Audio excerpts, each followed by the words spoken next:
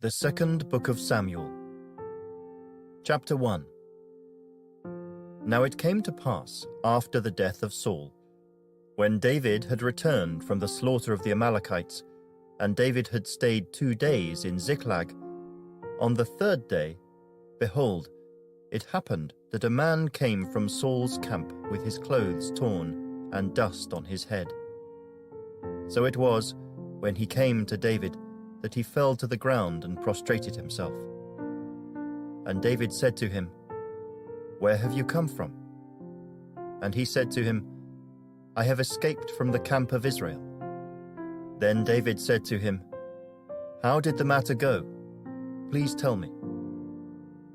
And he answered, "The people have fled from the battle.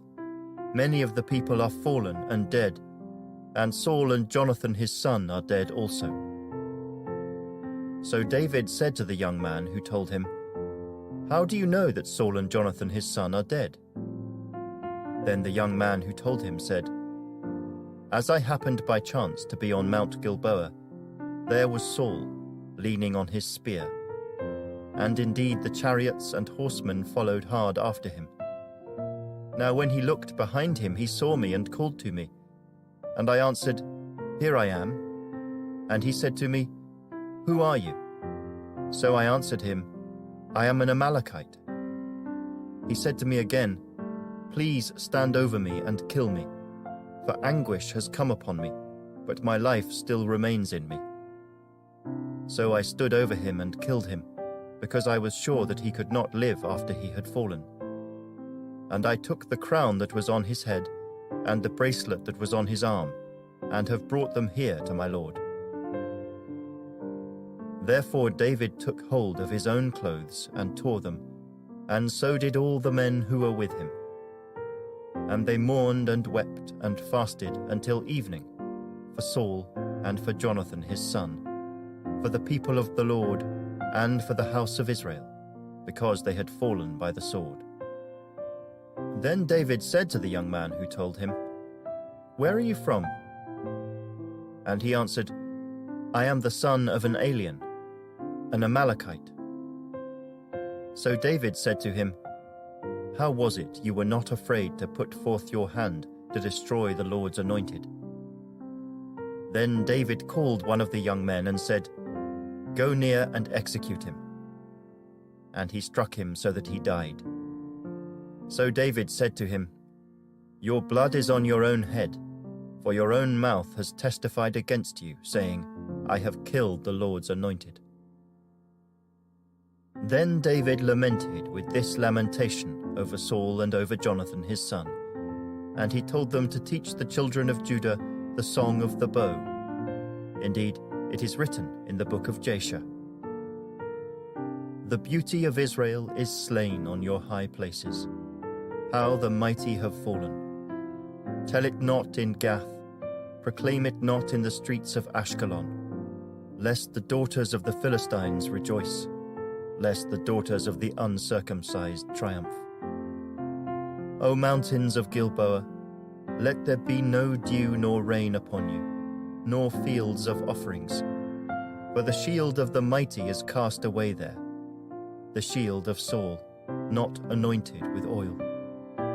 From the blood of the slain, from the fat of the mighty, the bow of Jonathan did not turn back, and the sword of Saul did not return empty. Saul and Jonathan were beloved and pleasant in their lives, and in their death they were not divided. They were swifter than eagles, they were stronger than lions.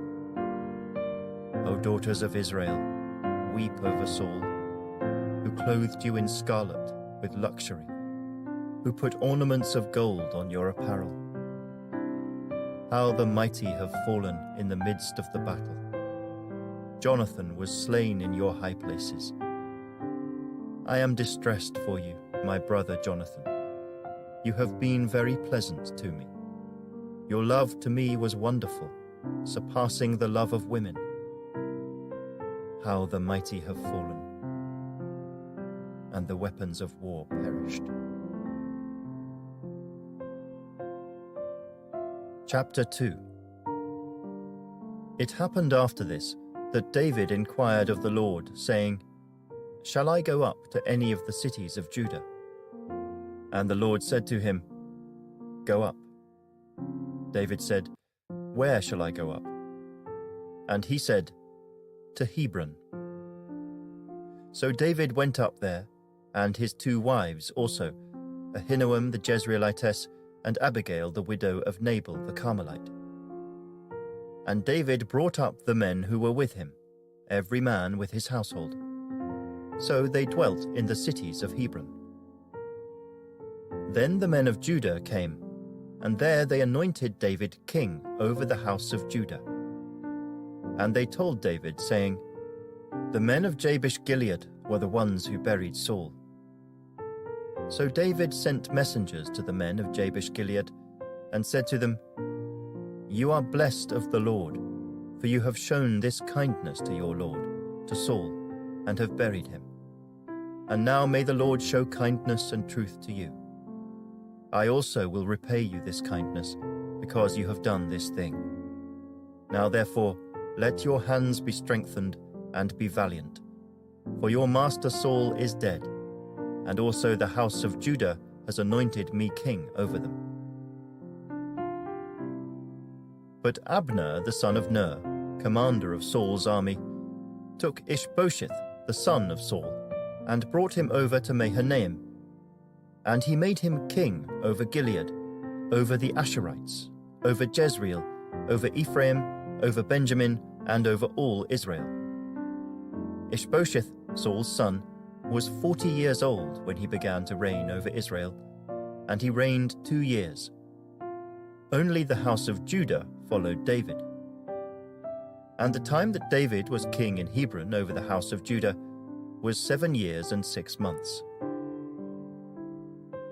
Now Abner the son of Ner, and the servants of Ishbosheth the son of Saul, went out from Mahanaim to Gibeon. And Joab the son of Zeruiah, and the servants of David, went out and met them by the pool of Gibeon. So they sat down, one on one side of the pool, and the other on the other side of the pool.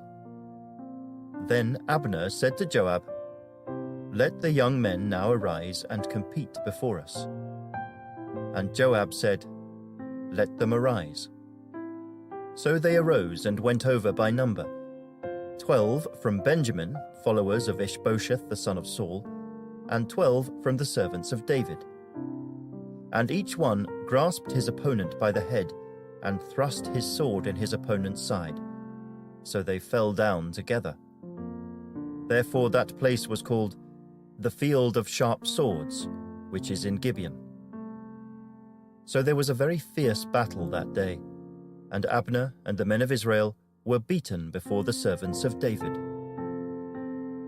Now the 3 sons of Zeruiah were there, Joab, and Abishai, and Asahel. And Asahel was as fleet of foot as a wild gazelle. So Asahel pursued Abner, and in going he did not turn to the right hand or to the left from following Abner. Then Abner looked behind him and said, "Are you Asahel?" He answered, "I am." And Abner said to him, "Turn aside to your right hand or to your left, and lay hold on one of the young men, and take his armor for yourself." But Asahel would not turn aside from following him. So Abner said again to Asahel, "Turn aside from following me. Why should I strike you to the ground? How then could I face your brother Joab?" However, he refused to turn aside. Therefore Abner struck him in the stomach with the blunt end of the spear, so that the spear came out of his back, and he fell down there and died on the spot. So it was that as many as came to the place where Asahel fell down and died stood still. Joab and Abishai also pursued Abner, and the sun was going down when they came to the hill of Ammah, which is before Giah, by the road to the wilderness of Gibeon. Now the children of Benjamin gathered together behind Abner, and became a unit, and took their stand on top of a hill. Then Abner called to Joab and said, "Shall the sword devour forever? Do you not know that it will be bitter in the latter end? How long will it be then until you tell the people to return from pursuing their brethren?" And Joab said, "As God lives, unless you had spoken, surely then by morning all the people would have given up pursuing their brethren." So Joab blew a trumpet, and all the people stood still, and did not pursue Israel any more, nor did they fight any more. Then Abner and his men went on all that night through the plain, crossed over the Jordan, and went through all Bithron, and they came to Mahanaim. So Joab returned from pursuing Abner. And when he had gathered all the people together, there were missing of David's servants 19 men and Asahel. But the servants of David had struck down, of Benjamin and Abner's men, 360 men who died. Then they took up Asahel and buried him in his father's tomb, which was in Bethlehem. And Joab and his men went all night, and they came to Hebron at daybreak. Chapter 3. Now there was a long war between the house of Saul and the house of David. But David grew stronger and stronger, and the house of Saul grew weaker and weaker. Sons were born to David in Hebron. His firstborn was Amnon by Ahinoam the Jezreelitess. His second, Chileab by Abigail the widow of Nabal the Carmelite. The third, Absalom, the son of Maacah the daughter of Talmai king of Geshur. The fourth, Adonijah the son of Haggith. The fifth, Shephatiah the son of Abital. And the sixth, Ithream by David's wife Eglah. These were born to David in Hebron. Now it was so, while there was war between the house of Saul and the house of David, that Abner was strengthening his hold on the house of Saul. And Saul had a concubine, whose name was Rizpah, the daughter of Aiah. So Ishbosheth said to Abner, "Why have you gone in to my father's concubine?" Then Abner became very angry at the words of Ishbosheth, and said, "Am I a dog's head that belongs to Judah? Today I show loyalty to the house of Saul your father, to his brothers and to his friends, and have not delivered you into the hand of David. And you charge me today with a fault concerning this woman? May God do so to Abner, and more also, if I do not do for David as the Lord has sworn to him, to transfer the kingdom from the house of Saul and set up the throne of David over Israel and over Judah, from Dan to Beersheba." And he could not answer Abner another word, because he feared him. Then Abner sent messengers on his behalf to David, saying, "Whose is the land?" saying also, "Make your covenant with me, and indeed my hand shall be with you to bring all Israel to you." And David said, "Good, I will make a covenant with you, but one thing I require of you. You shall not see my face unless you first bring Michal, Saul's daughter, when you come to see my face." So David sent messengers to Ishbosheth, Saul's son, saying, "Give me my wife Michal, whom I betrothed to myself for 100 foreskins of the Philistines." And Ishbosheth sent and took her from her husband, from Paltiel the son of Laish. Then her husband went along with her to Bahurim, weeping behind her. So Abner said to him, "Go, return." And he returned. Now Abner had communicated with the elders of Israel, saying, "In time past you were seeking for David to be king over you.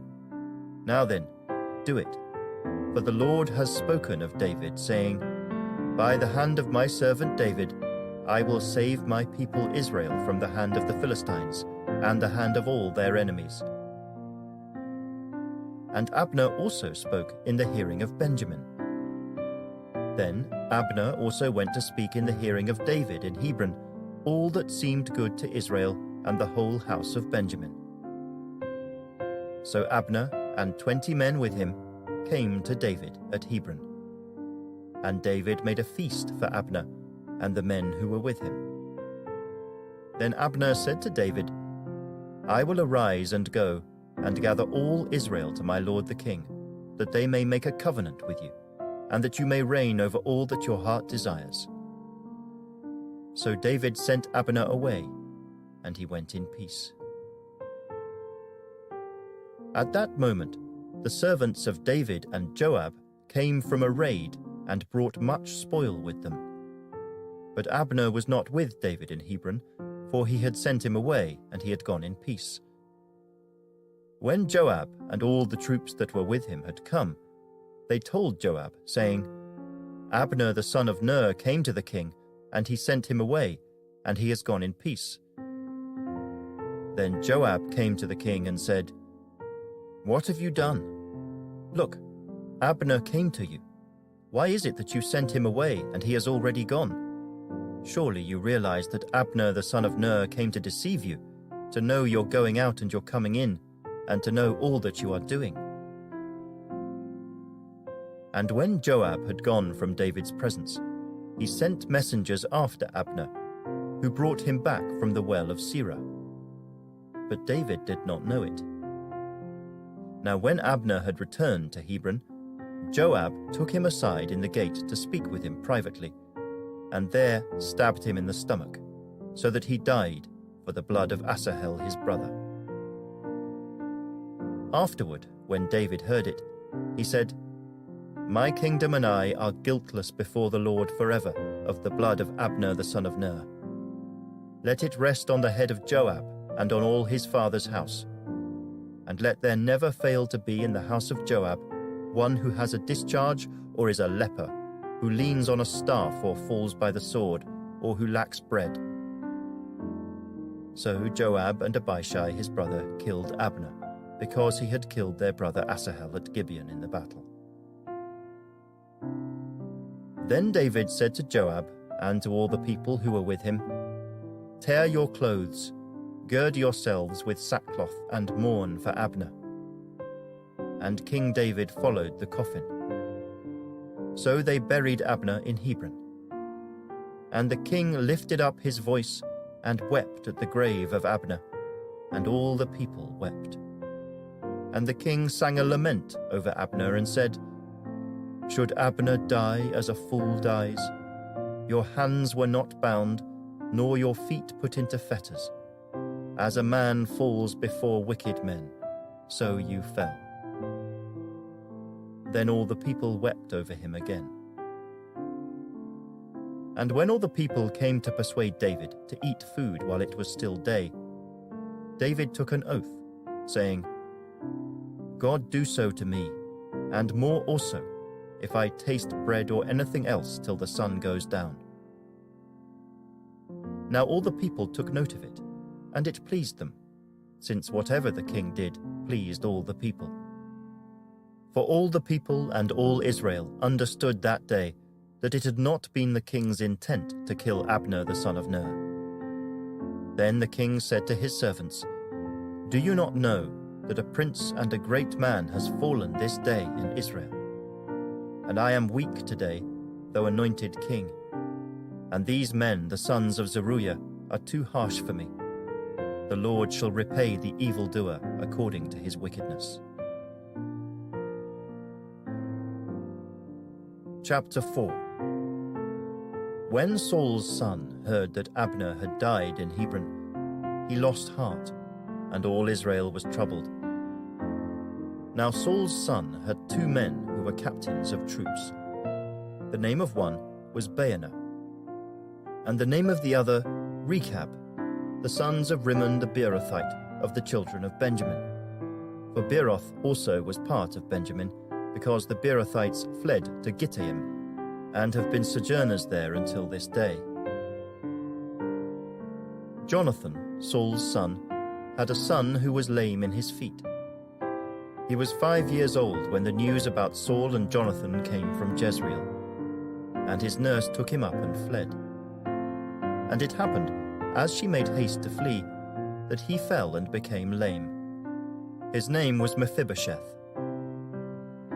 Then the sons of Rimmon the Beerothite, Rechab and Baanah, set out, and came at about the heat of the day to the house of Ishbosheth, who was lying on his bed at noon. And they came there, all the way into the house, as though to get wheat, and they stabbed him in the stomach. Then Rechab and Baanah his brother escaped. For when they came into the house, he was lying on his bed in his bedroom. Then they struck him and killed him, beheaded him and took his head, and were all night escaping through the plain. And they brought the head of Ishbosheth to David at Hebron, and said to the king, "Here is the head of Ishbosheth, the son of Saul your enemy, who sought your life. And the Lord has avenged my lord the king this day of Saul and his descendants." But David answered Rechab and Baanah his brother, the sons of Rimmon the Beerothite, and said to them, "As the Lord lives, who has redeemed my life from all adversity, when someone told me, saying, 'Look, Saul is dead,' thinking to have brought good news, I arrested him and had him executed in Ziklag, the one who thought I would give him a reward for his news. How much more when wicked men have killed a righteous person in his own house on his bed? Therefore, shall I not now require his blood at your hand and remove you from the earth?" So David commanded his young men, and they executed them, cut off their hands and feet, and hanged them by the pool in Hebron. But they took the head of Ishbosheth and buried it in the tomb of Abner in Hebron. Chapter 5. Then all the tribes of Israel came to David at Hebron and spoke, saying, "Indeed we are your bone and your flesh. Also, in time past, when Saul was king over us, you were the one who led Israel out and brought them in. And the Lord said to you, 'You shall shepherd my people Israel and be ruler over Israel.'" Therefore all the elders of Israel came to the king at Hebron, and King David made a covenant with them at Hebron before the Lord. And they anointed David king over Israel. David was 30 years old when he began to reign, and he reigned 40 years. In Hebron he reigned over Judah 7 years and 6 months, and in Jerusalem he reigned 33 years over all Israel and Judah.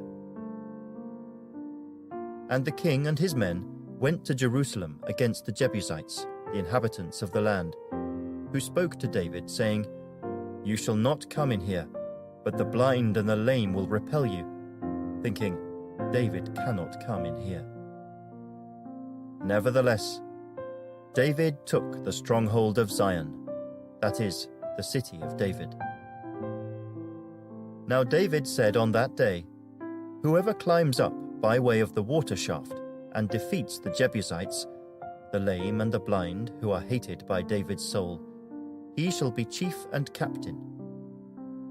Therefore they say, "The blind and the lame shall not come into the house." Then David dwelt in the stronghold, and called it the city of David. And David built all around from the Millo and inward. So David went on and became great, and the Lord God of hosts was with him.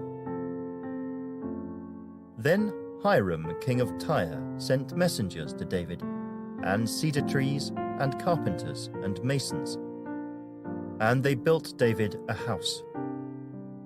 So David knew that the Lord had established him as king over Israel, and that he had exalted his kingdom for the sake of his people Israel.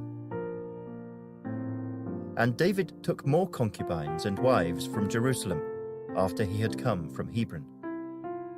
Also more sons and daughters were born to David. Now these are the names of those who were born to him in Jerusalem: Shammua, Shobab, Nathan, Solomon, Ibhar, Elishua, Nepheg, Japhiah, Elishama, Eliada, and Eliphalet. Now when the Philistines heard that they had anointed David king over Israel, all the Philistines went up to search for David. And David heard of it and went down to the stronghold. The Philistines also went and deployed themselves in the valley of Rephaim. So David inquired of the Lord, saying, "Shall I go up against the Philistines? Will you deliver them into my hand?" And the Lord said to David, "Go up, for I will doubtless deliver the Philistines into your hand." So David went to Baal Perazim, and David defeated them there. And he said, "The Lord has broken through my enemies before me like a breakthrough of water." Therefore he called the name of that place Baal Perazim. And they left their images there, and David and his men carried them away. Then the Philistines went up once again and deployed themselves in the valley of Rephaim. Therefore David inquired of the Lord, and he said, "You shall not go up. Circle around behind them, and come upon them in front of the mulberry trees. And it shall be, when you hear the sound of marching in the tops of the mulberry trees, then you shall advance quickly, for then the Lord will go out before you to strike the camp of the Philistines." And David did so, as the Lord commanded him. And he drove back the Philistines from Geba as far as Gezer. Chapter 6. Again David gathered all the choice men of Israel, 30,000. And David arose and went with all the people who were with him from Baale-Judah to bring up from there the ark of God, whose name is called by the name, the Lord of hosts, who dwells between the cherubim. So they set the ark of God on a new cart, and brought it out of the house of Abinadab, which was on the hill. And Uzzah and Ahio, the sons of Abinadab, drove the new cart. And they brought it out of the house of Abinadab, which was on the hill, accompanying the ark of God. And Ahio went before the ark. Then David and all the house of Israel played music before the Lord, on all kinds of instruments of fir wood, on harps, on stringed instruments, on tambourines, on sistrums, and on cymbals. And when they came to Nachon's threshing floor, Uzzah put out his hand to the ark of God and took hold of it, for the oxen stumbled. Then the anger of the Lord was aroused against Uzzah, and God struck him there for his error, and he died there by the ark of God. And David became angry because of the Lord's outbreak against Uzzah, and he called the name of the place Perez Uzzah to this day. David was afraid of the Lord that day, and he said, "How can the ark of the Lord come to me?" So David would not move the ark of the Lord with him into the city of David. But David took it aside into the house of Obed-Edom the Gittite. The ark of the Lord remained in the house of Obed-Edom the Gittite 3 months, and the Lord blessed Obed-Edom and all his household. Now it was told King David, saying, "The Lord has blessed the house of Obed-Edom and all that belongs to him, because of the ark of God." So David went and brought up the ark of God from the house of Obed-Edom to the city of David with gladness.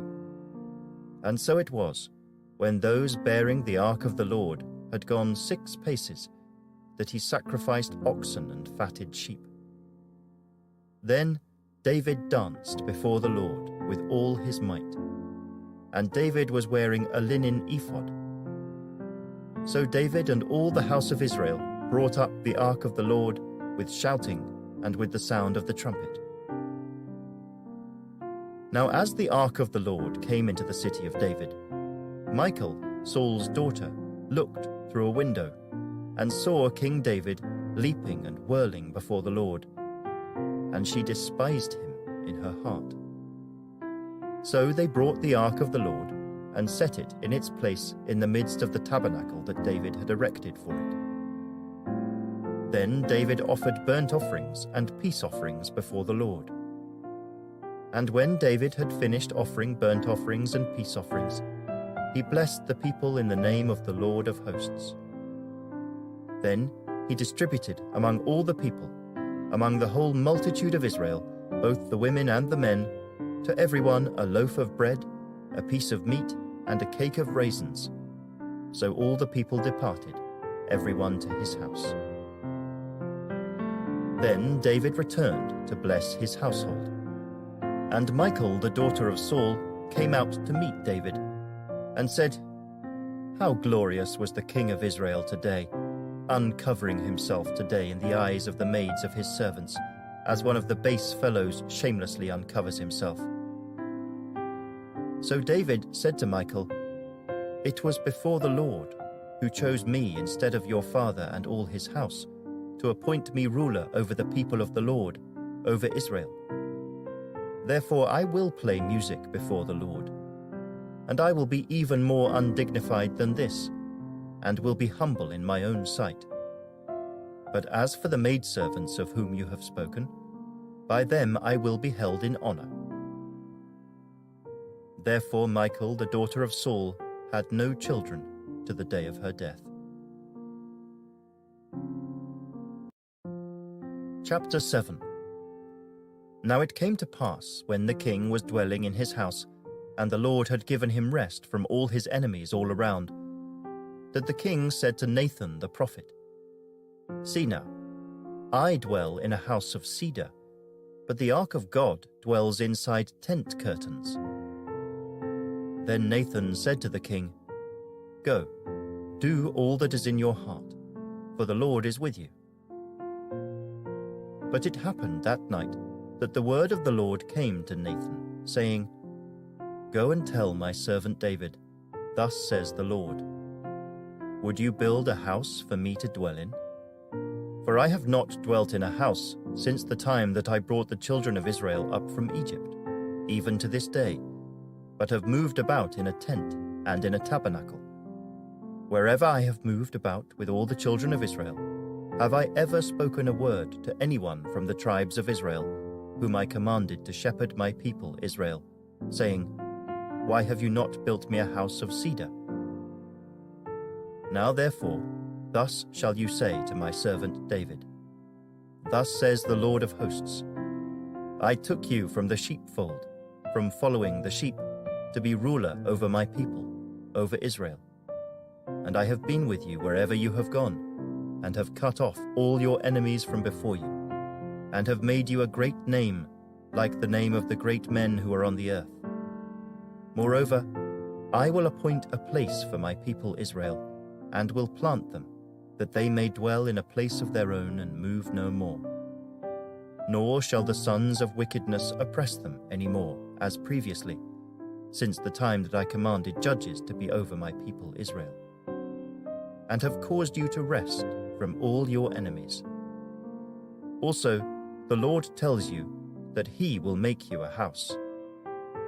When your days are fulfilled, and you rest with your fathers, I will set up your seed after you, who will come from your body, and I will establish his kingdom. He shall build a house for my name, and I will establish the throne of his kingdom forever. I will be his father, and he shall be my son. If he commits iniquity, I will chasten him with the rod of men, and with the blows of the sons of men. But my mercy shall not depart from him, as I took it from Saul, whom I removed from before you. And your house and your kingdom shall be established forever before you. Your throne shall be established forever. According to all these words, and according to all this vision, so Nathan spoke to David.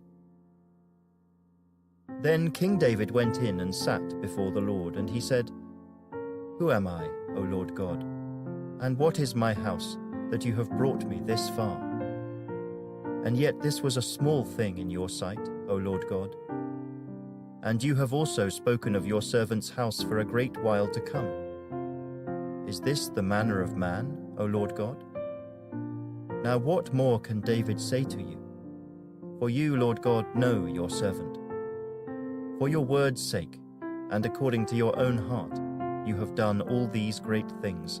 to make your servant know them. Therefore, you are great, O Lord God, for there is none like you, nor is there any God besides you, according to all that we have heard with our ears.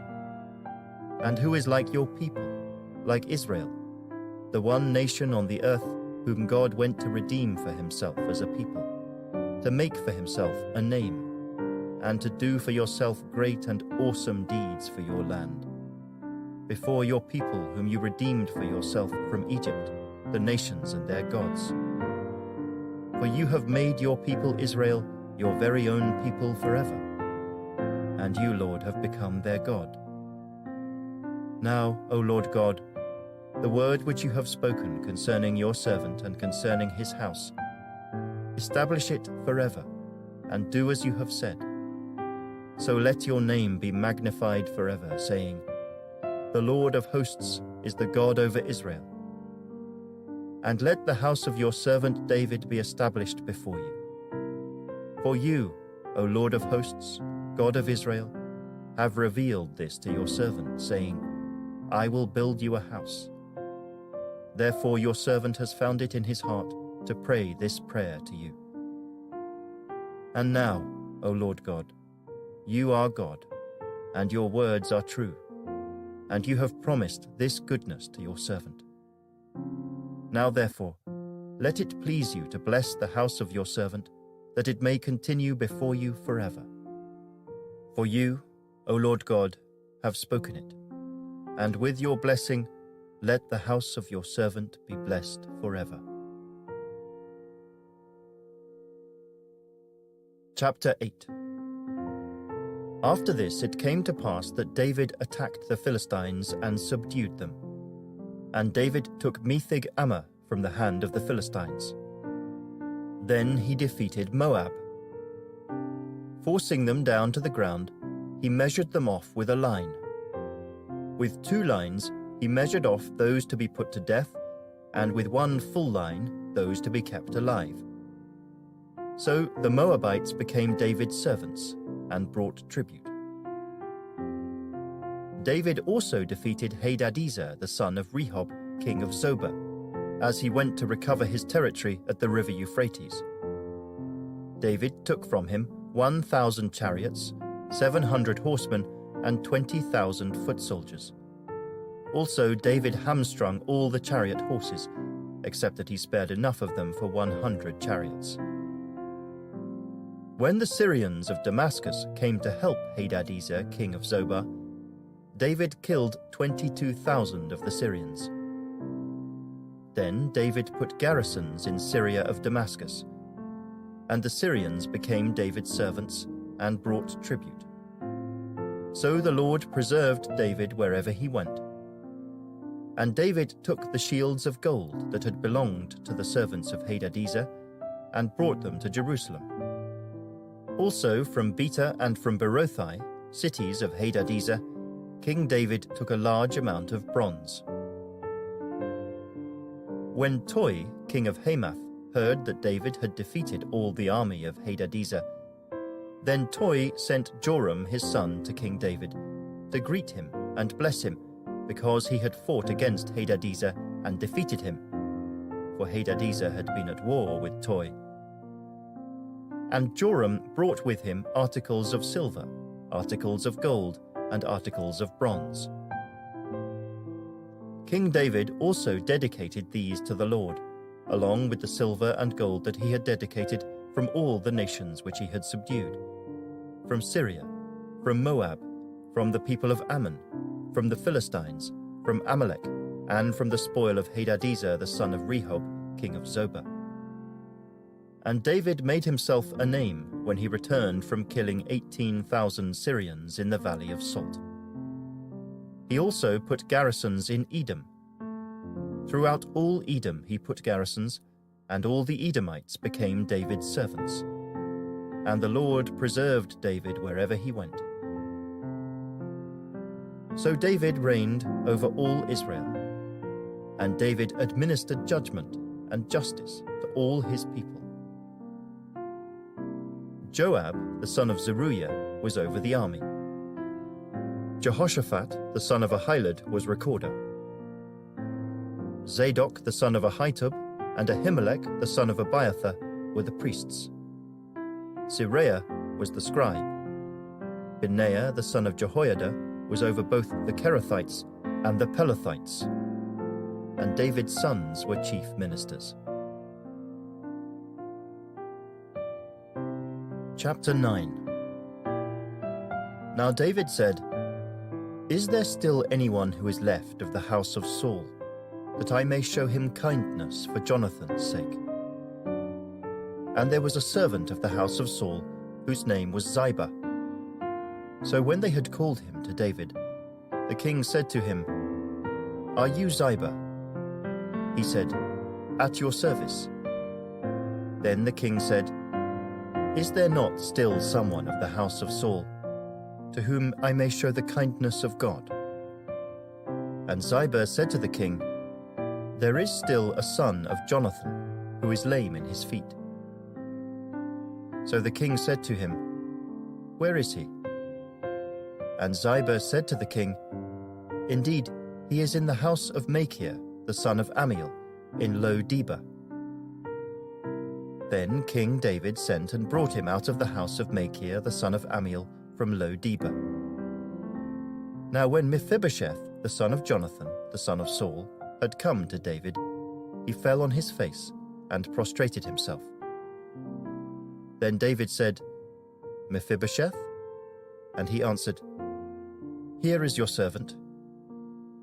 So David said to him, "Do not fear, for I will surely show you kindness for Jonathan your father's sake, and will restore to you all the land of Saul your grandfather, and you shall eat bread at my table continually." Then he bowed himself and said, "What is your servant, that you should look upon such a dead dog as I?" And the king called to Ziba, Saul's servant, and said to him, "I have given to your master's son all that belonged to Saul, and to all his house.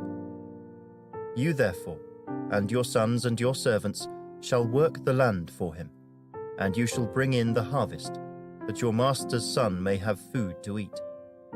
But Mephibosheth, your master's son, shall eat bread at my table always." Now Ziba had 15 sons and 20 servants. Then Ziba said to the king, "According to all that my lord the king has commanded his servant, so will your servant do." "As for Mephibosheth," said the king, "he shall eat at my table like one of the king's sons." Mephibosheth had a young son whose name was Micah, and all who dwelt in the house of Ziba were servants of Mephibosheth. So Mephibosheth dwelt in Jerusalem, for he ate continually at the king's table, and he was lame in both his feet. Chapter 10. It happened after this that the king of the people of Ammon died, and Hanun his son reigned in his place. Then David said, "I will show kindness to Hanun the son of Nahash, as his father showed kindness to me." So David sent by the hand of his servants to comfort him concerning his father. And David's servants came into the land of the people of Ammon. And the princes of the people of Ammon said to Hanun their lord, "Do you think that David really honors your father because he has sent comforters to you? Has David not rather sent his servants to you to search the city, to spy it out, and to overthrow it?" Therefore Hanun took David's servants, shaved off half of their beards, cut off their garments in the middle, at their buttocks, and sent them away. When they told David, he sent to meet them, because the men were greatly ashamed. And the king said, "Wait at Jericho until your beards have grown, and then return." When the people of Ammon saw that they had made themselves repulsive to David, the people of Ammon sent and hired the Syrians of Beth-rehob and the Syrians of Zobah, 20,000 foot soldiers, and from the king of Maacah 1,000 men, and from Ishtob 12,000 men. Now when David heard of it, he sent Joab and all the army of the mighty men. Then the people of Ammon came out and put themselves in battle array at the entrance of the gate. And the Syrians of Zobah, Beth-rehob, Ishtob, and Maacah were by themselves in the field. When Joab saw that the battle line was against him before and behind, he chose some of Israel's best and put them in battle array against the Syrians. And the rest of the people he put under the command of Abishai his brother, that he might set them in battle array against the people of Ammon. Then he said, "If the Syrians are too strong for me, then you shall help me. But if the people of Ammon are too strong for you, then I will come and help you. Be of good courage, and let us be strong for our people and for the cities of our God. And may the Lord do what is good in his sight." So Joab and the people who were with him drew near for the battle against the Syrians, and they fled before him. When the people of Ammon saw that the Syrians were fleeing, they also fled before Abishai and entered the city. So Joab returned from the people of Ammon and went to Jerusalem. When the Syrians saw that they had been defeated by Israel, they gathered together. Then Hadadezer sent and brought out the Syrians who were beyond the river, and they came to Helam. And Shobach, the commander of Hadadezer's army, went before them. When it was told David, he gathered all Israel, crossed over the Jordan, and came to Helam. And the Syrians set themselves in battle array against David and fought with him. Then the Syrians fled before Israel. And David killed 700 charioteers and 40,000 horsemen of the Syrians, and struck Shobach, the commander of their army, who died there. And when all the kings who were servants to Hadadezer saw that they were defeated by Israel, they made peace with Israel and served them. So the Syrians were afraid to help the people of Ammon any more. Chapter 11. It happened in the spring of the year, at the time when kings go out to battle, that David sent Joab and his servants with him and all Israel. And they destroyed the people of Ammon and besieged Rabbah. But David remained at Jerusalem. Then it happened one evening that David arose from his bed and walked on the roof of the king's house. And from the roof he saw a woman bathing, and the woman was very beautiful to behold. So David sent and inquired about the woman. And someone said, "Is this not Bathsheba, the daughter of Eliam, the wife of Uriah the Hittite?" Then David sent messengers and took her. And she came to him, and he lay with her, for she was cleansed from her impurity. And she returned to her house. And the woman conceived. So she sent and told David, and said, "I am with child."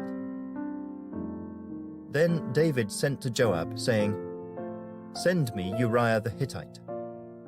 And Joab sent Uriah to David. When Uriah had come to him, David asked how Joab was doing, and how the people were doing, and how the war prospered. And David said to Uriah, "Go down to your house and wash your feet." So Uriah departed from the king's house, and a gift of food from the king followed him. But Uriah slept at the door of the king's house with all the servants of his lord, and did not go down to his house. So when they told David, saying, "Uriah did not go down to his house," David said to Uriah, "Did you not come from a journey? Why did you not go down to your house?" And Uriah said to David, "The ark and Israel and Judah are dwelling in tents, and my lord Joab and the servants of my lord are encamped in the open fields. Shall I then go to my house to eat and drink and to lie with my wife? As you live and as your soul lives, I will not do this thing." Then David said to Uriah, "Wait here today also, and tomorrow I will let you depart." So Uriah remained in Jerusalem that day and the next. Now when David called him, he ate and drank before him, and he made him drunk. And at evening he went out to lie on his bed with the servants of his lord, but he did not go down to his house. In the morning it happened that David wrote a letter to Joab and sent it by the hand of Uriah.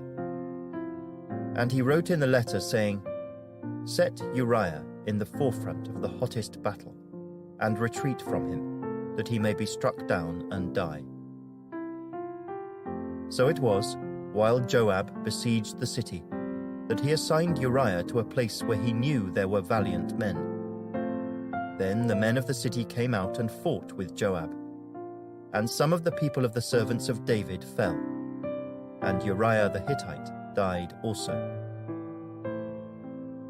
Then Joab sent and told David all the things concerning the war, and charged the messenger, saying, "When you have finished telling the matters of the war to the king, if it happens that the king's wrath rises, and he says to you, 'Why did you approach so near to the city when you fought? Did you not know that they would shoot from the wall? Who struck Abimelech the son of Jerubbesheth? Was it not a woman who cast a piece of a millstone on him from the wall, so that he died in Thebez? Why did you go near the wall?' Then you shall say, 'Your servant Uriah the Hittite is dead also.'" So the messenger went, and came and told David all that Joab had sent by him. And the messenger said to David, "Surely the men prevailed against us, and came out to us in the field. Then we drove them back as far as the entrance of the gate. The archers shot from the wall at your servants, and some of the king's servants are dead, and your servant Uriah the Hittite is dead also." Then David said to the messenger, "Thus you shall say to Joab, 'Do not let this thing displease you, for the sword devours one as well as another. Strengthen your attack against the city and overthrow it.' So encourage him." When the wife of Uriah heard that Uriah her husband was dead, she mourned for her husband. And when her mourning was over, David sent and brought her to his house, and she became his wife and bore him a son. But the thing that David had done displeased the Lord. Chapter 12. Then the Lord sent Nathan to David, and he came to him and said to him, "There were two men in one city, one rich and the other poor. The rich man had exceedingly many flocks and herds, but the poor man had nothing, except one little ewe lamb which he had bought and nourished, and it grew up together with him and with his children. It ate of his own food, and drank from his own cup, and lay in his bosom, and it was like a daughter to him. And a traveller came to the rich man, who refused to take from his own flock and from his own herd, to prepare one for the wayfaring man who had come to him. But he took the poor man's lamb, and prepared it for the man who had come to him. So David's anger was greatly aroused against the man, and he said to Nathan, "As the Lord lives, the man who has done this shall surely die, and he shall restore fourfold for the lamb, because he did this thing, and because he had no pity." Then Nathan said to David, "You are the man. Thus says the Lord God of Israel, I anointed you king over Israel, and I delivered you from the hand of Saul. I gave you your master's house and your master's wives into your keeping, and gave you the house of Israel and Judah. And if that had been too little, I also would have given you much more. Why have you despised the commandment of the Lord, to do evil in his sight? You have killed Uriah the Hittite with the sword. You have taken his wife to be your wife, and have killed him with the sword of the people of Ammon. Now therefore, the sword shall never depart from your house, because you have despised me, and have taken the wife of Uriah the Hittite to be your wife.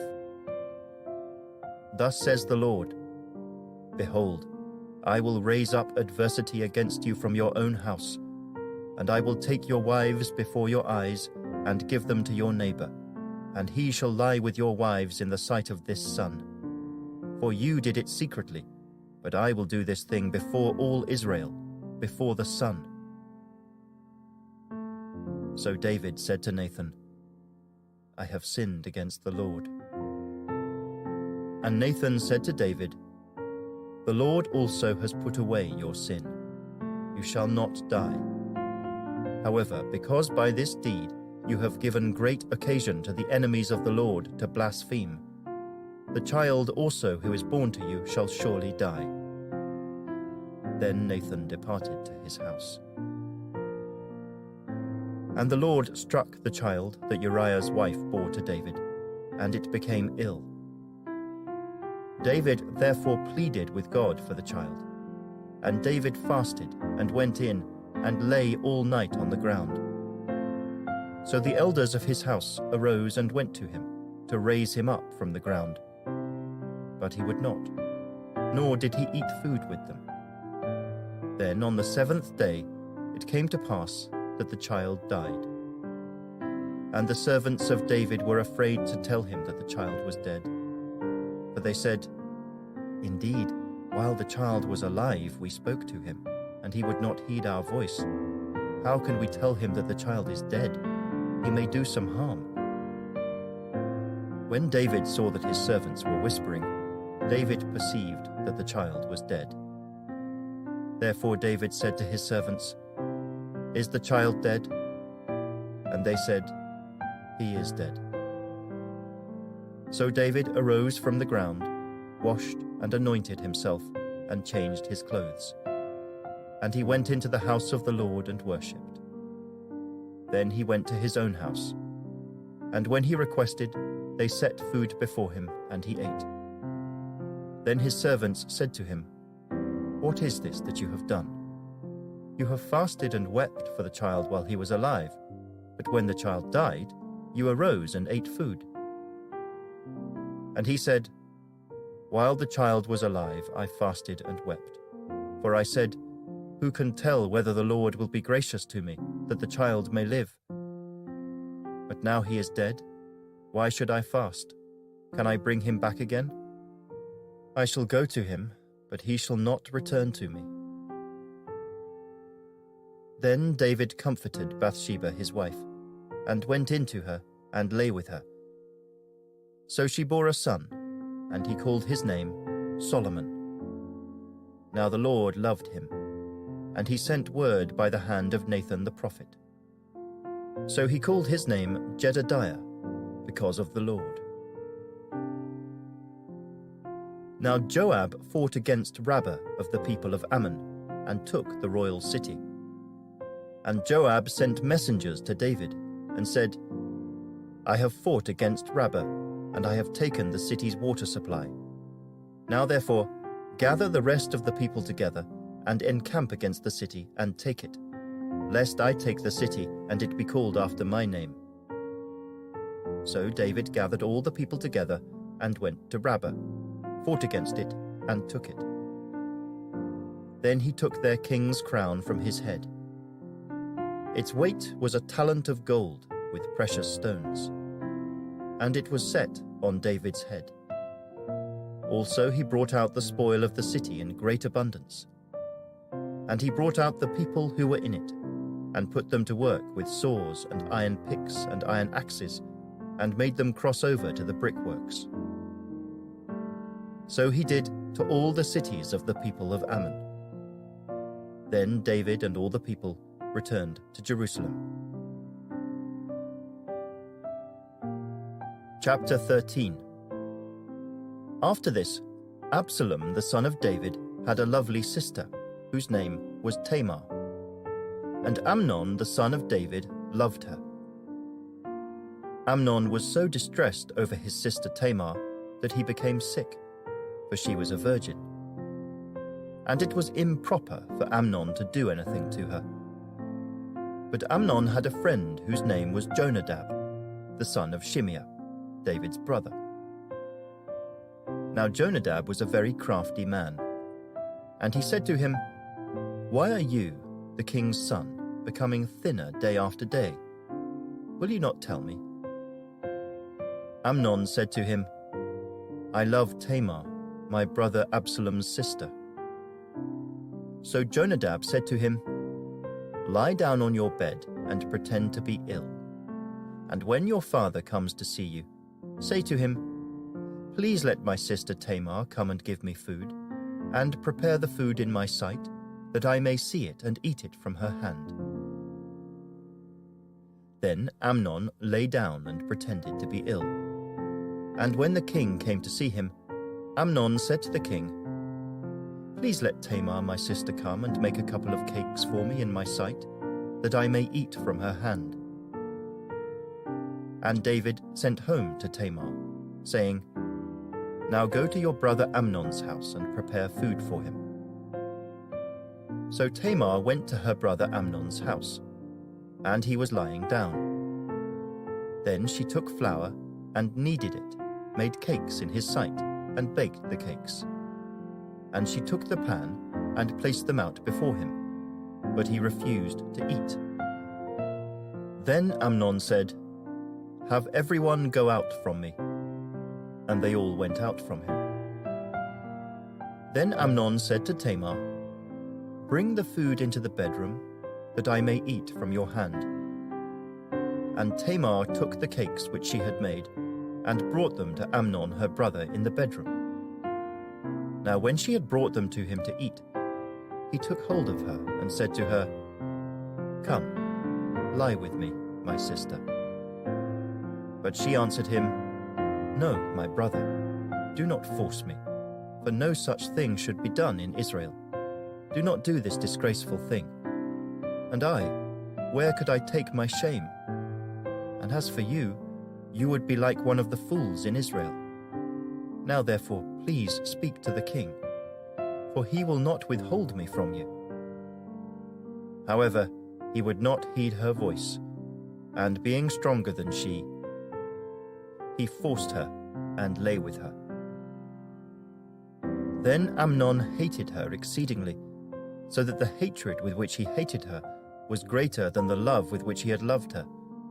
And Amnon said to her, "Arise, be gone." So she said to him, "No, indeed, this evil of sending me away is worse than the other that you did to me." But he would not listen to her. Then he called his servant who attended him and said, "Here, put this woman out, away from me, and bolt the door behind her." Now she had on a robe of many colors, for the king's virgin daughters wore such apparel. And his servant put her out and bolted the door behind her. Then Tamar put ashes on her head, and tore her robe of many colors that was on her, and laid her hand on her head, and went away crying bitterly. And Absalom her brother said to her, "Has Amnon your brother been with you? But now hold your peace, my sister. He is your brother. Do not take this thing to heart." So Tamar remained desolate in her brother Absalom's house. But when King David heard of all these things, he was very angry. And Absalom spoke to his brother Amnon neither good nor bad. For Absalom hated Amnon, because he had forced his sister Tamar. And it came to pass, after 2 full years, that Absalom had sheep shearers in Baal Hazor, which is near Ephraim. So Absalom invited all the king's sons. Then Absalom came to the king and said, "Kindly note, your servant has sheep shearers. Please, let the king and his servants go with your servant." But the king said to Absalom, "No, my son, let us not all go now, lest we be a burden to you." Then he urged him, but he would not go, and he blessed him. Then Absalom said, "If not, please let my brother Amnon go with us." And the king said to him, "Why should he go with you?" But Absalom urged him. So he let Amnon and all the king's sons go with him. Now Absalom had commanded his servants, saying, "Watch now, when Amnon's heart is merry with wine, and when I say to you, strike Amnon, then kill him. Do not be afraid. Have I not commanded you? Be courageous and valiant." So the servants of Absalom did to Amnon as Absalom had commanded. Then all the king's sons arose, and each one got on his mule and fled.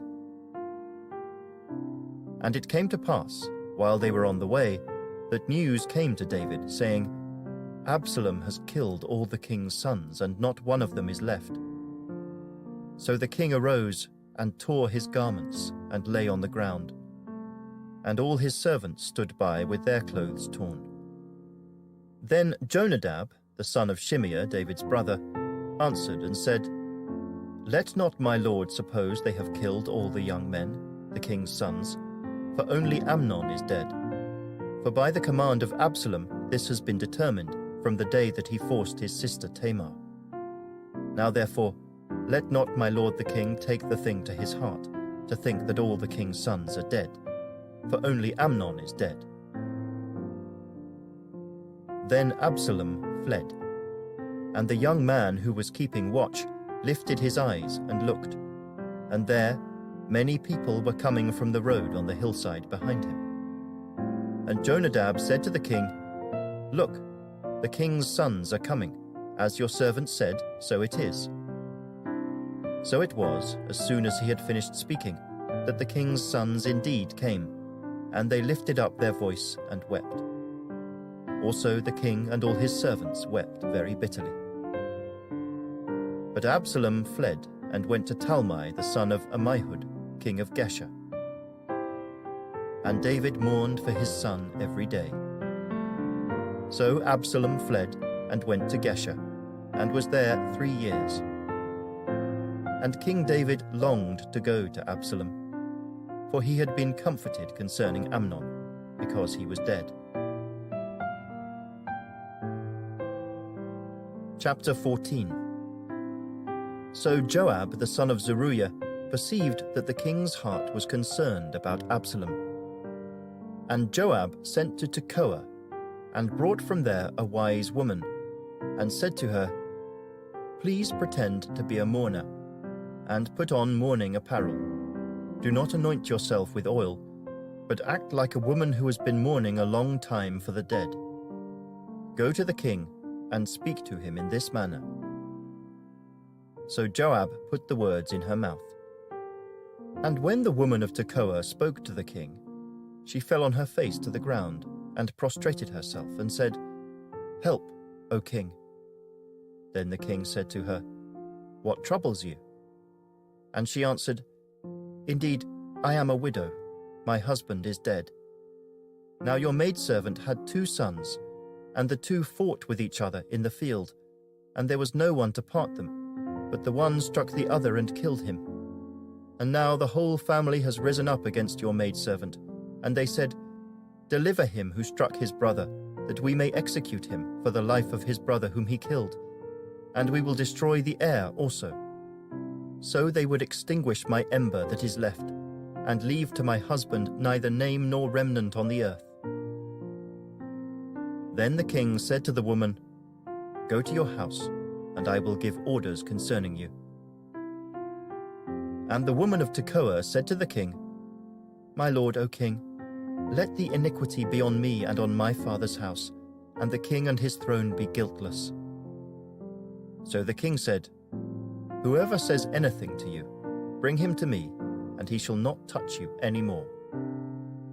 Then she said, "Please let the king remember the Lord your God, and do not permit the avenger of blood to destroy any more, lest they destroy my son." And he said, "As the Lord lives, not one hair of your son shall fall to the ground." Therefore the woman said, "Please let your maidservant speak another word to my lord the king." And he said, "Say on." So the woman said, "Why then have you schemed such a thing against the people of God? For the king speaks this thing as one who is guilty, in that the king does not bring his banished one home again. For we will surely die and become like water spilled on the ground, which cannot be gathered up again. Yet God does not take away a life, but he devises means so that his banished ones are not expelled from him. Now therefore, I have come to speak of this thing to my lord the king, because the people have made me afraid. And your maidservant said, I will now speak to the king. It may be that the king will perform the request of his maidservant. For the king will hear and deliver his maidservant from the hand of the man who would destroy me and my son together from the inheritance of God. Your maidservant said, The word of my lord the king will now be comforting. For as the angel of God, so is my lord the king in discerning good and evil. And may the Lord your God be with you. Then the king answered and said to the woman, Please do not hide from me anything that I ask you. And the woman said, Please, let my lord the king speak. So the king said, Is the hand of Joab with you in all this? And the woman answered and said, As you live, my lord the king, no one can turn to the right hand or to the left from anything that my lord the king has spoken. For your servant Joab commanded me, and he put all these words in the mouth of your maidservant. To bring about this change of affairs, your servant Joab has done this thing. But my lord is wise, according to the wisdom of the angel of God, to know everything that is in the earth. And the king said to Joab, All right, I have granted this thing. Go therefore, bring back the young man Absalom. Then Joab fell to the ground on his face and bowed himself and thanked the king. And Joab said, Today your servant knows that I have found favor in your sight, my lord, O king, in that the king has fulfilled the request of his servant. So Joab arose and went to Geshur, and brought Absalom to Jerusalem. And the king said, Let him return to his own house, but do not let him see my face. So Absalom returned to his own house, but did not see the king's face. Now in all Israel there was no one who was praised as much as Absalom for his good looks. From the sole of his foot to the crown of his head there was no blemish in him. And when he cut the hair of his head, at the end of every year he cut it because it was heavy on him. When he cut it, he weighed the hair of his head at 200 shekels, according to the king's standard. To Absalom were born 3 sons, and 1 daughter, whose name was Tamar. She was a woman of beautiful appearance. And Absalom dwelt 2 full years in Jerusalem, but did not see the king's face. Therefore Absalom sent for Joab to send him to the king, but he would not come to him. And when he sent again the second time, he would not come. So he said to his servants, See, Joab's field is near mine, and he has barley there. Go and set it on fire. And Absalom's servants set the field on fire. Then Joab arose and came to Absalom's house, and said to him, Why have your servants set my field on fire? And Absalom answered Joab, Look, I sent to you, saying, Come here, so that I may send you to the king, to say, Why have I come from Geshur? It would be better for me to be there still. Now therefore let me see the king's face. But if there is iniquity in me, let him execute me. So Joab went to the king and told him. And when he had called for Absalom, he came to the king, and bowed himself on his face to the ground before the king. Then the king kissed Absalom. Chapter 15. After this, it happened that Absalom provided himself with chariots and horses, and 50 men to run before him. Now Absalom would rise early and stand beside the way to the gate. So it was, whenever anyone who had a lawsuit came to the king for a decision, that Absalom would call to him and say, What city are you from? And he would say, Your servant is from such and such a tribe of Israel. Then Absalom would say to him, Look, your case is good and right. but there is no deputy of the king to hear you. Moreover, Absalom would say, Oh, that I were made judge in the land, and everyone who has any suit or cause would come to me, then I would give him justice. And so it was, whenever anyone came near to bow down to him, that he would put out his hand and take him and kiss him. In this manner Absalom acted toward all Israel who came to the king for judgment. So Absalom stole the hearts of the men of Israel. Now it came to pass, after 40 years, that Absalom said to the king, Please, let me go to Hebron and pay the vow which I made to the Lord. For your servant took a vow while I dwelt at Geshur in Syria, saying, If the Lord indeed brings me back to Jerusalem, then I will serve the Lord. And the king said to him, Go in peace. So he arose and went to Hebron. Then Absalom sent spies throughout all the tribes of Israel, saying, As soon as you hear the sound of the trumpet, then you shall say, Absalom reigns in Hebron. And with Absalom went 200 men invited from Jerusalem, and they went along innocently and did not know anything. Then Absalom sent for Ahithophel the Gilonite, David's counselor from his city, from Gilo, while he offered sacrifices. And the conspiracy grew strong, for the people with Absalom continually increased in number. Now a messenger came to David, saying, The hearts of the men of Israel are with Absalom.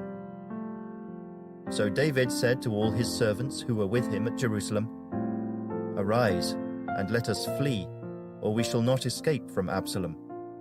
Make haste to depart, lest he overtake us suddenly and bring disaster upon us, and strike the city with the edge of the sword. And the king's servants said to the king, We are your servants, ready to do whatever my lord the king commands. Then the king went out with all his household after him. But the king left 10 women, concubines, to keep the house. And the king went out with all the people after him, and stopped at the outskirts. Then all his servants passed before him. And all the Kerethites, all the Pelethites, and all the Gittites, 600 men who had followed him from Gath, passed before the king. Then the king said to Ittai the Gittite, Why are you also going with us? Return and remain with the king, for you are a foreigner, and also an exile from your own place. In fact, you came only yesterday. Should I make you wander up and down with us today, since I go I know not where? Return, and take your brethren back.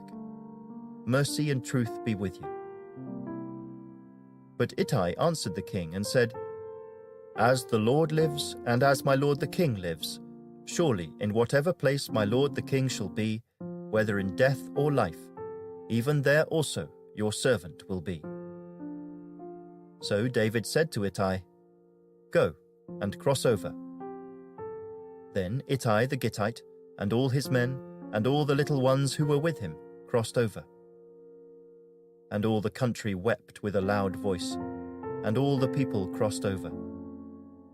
The king himself also crossed over the brook Kidron, and all the people crossed over toward the way of the wilderness.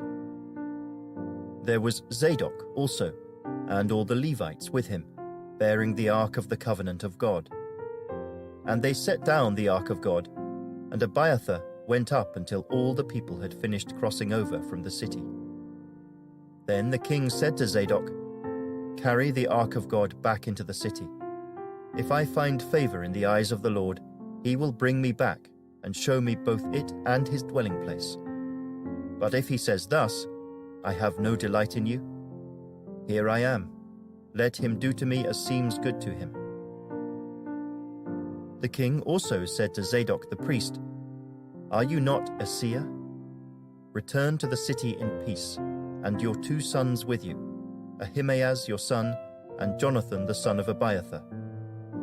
See, I will wait in the plains of the wilderness until word comes from you to inform me. Therefore Zadok and Abiathar carried the ark of God back to Jerusalem, and they remained there. So David went up by the ascent of the Mount of Olives, and wept as he went up. And he had his head covered, and went barefoot. And all the people who were with him covered their heads and went up, weeping as they went up. Then someone told David, saying, Ahithophel is among the conspirators with Absalom. And David said, O Lord, I pray, turn the counsel of Ahithophel into foolishness. Now it happened, when David had come to the top of the mountain, where he worshipped God, there was Hushai the Archite coming to meet him, with his robe torn and dust on his head. David said to him, If you go on with me, then you will become a burden to me. But if you return to the city and say to Absalom, I will be your servant, O king. As I was your father's servant previously, so I will now also be your servant. Then you may defeat the counsel of Ahithophel for me. And do you not have Zadok and Abiathar the priests with you there? Therefore it will be that whatever you hear from the king's house, you shall tell to Zadok and Abiathar the priests. Indeed, they have there with them their 2 sons, Ahimaaz, Zadok's son, and Jonathan, Abiathar's son. And by them you shall send me everything you hear. So Hushai, David's friend, went into the city, and Absalom came into Jerusalem. Chapter 16. When David was a little past the top of the mountain, there was Ziba, the servant of Mephibosheth, who met him with a couple of saddled donkeys, and on them 200 loaves of bread, 100 clusters of raisins, 100 summer fruits, and a skin of wine. And the king said to Ziba, What do you mean to do with these? So Ziba said, The donkeys are for the king's household to ride on, the bread and summer fruit for the young men to eat, and the wine for those who are faint in the wilderness to drink. Then the king said, And where is your master's son? And Ziba said to the king, Indeed, he is staying in Jerusalem, for he said, Today the house of Israel will restore the kingdom of my father to me. So the king said to Ziba, Here, all that belongs to Mephibosheth is yours. And Ziba said, I humbly bow before you, that I may find favor in your sight, my lord, O king. Now when King David came to Bahurim, there was a man from the family of the house of Saul, whose name was Shimei, the son of Gera, coming from there. He came out, cursing continuously as he came.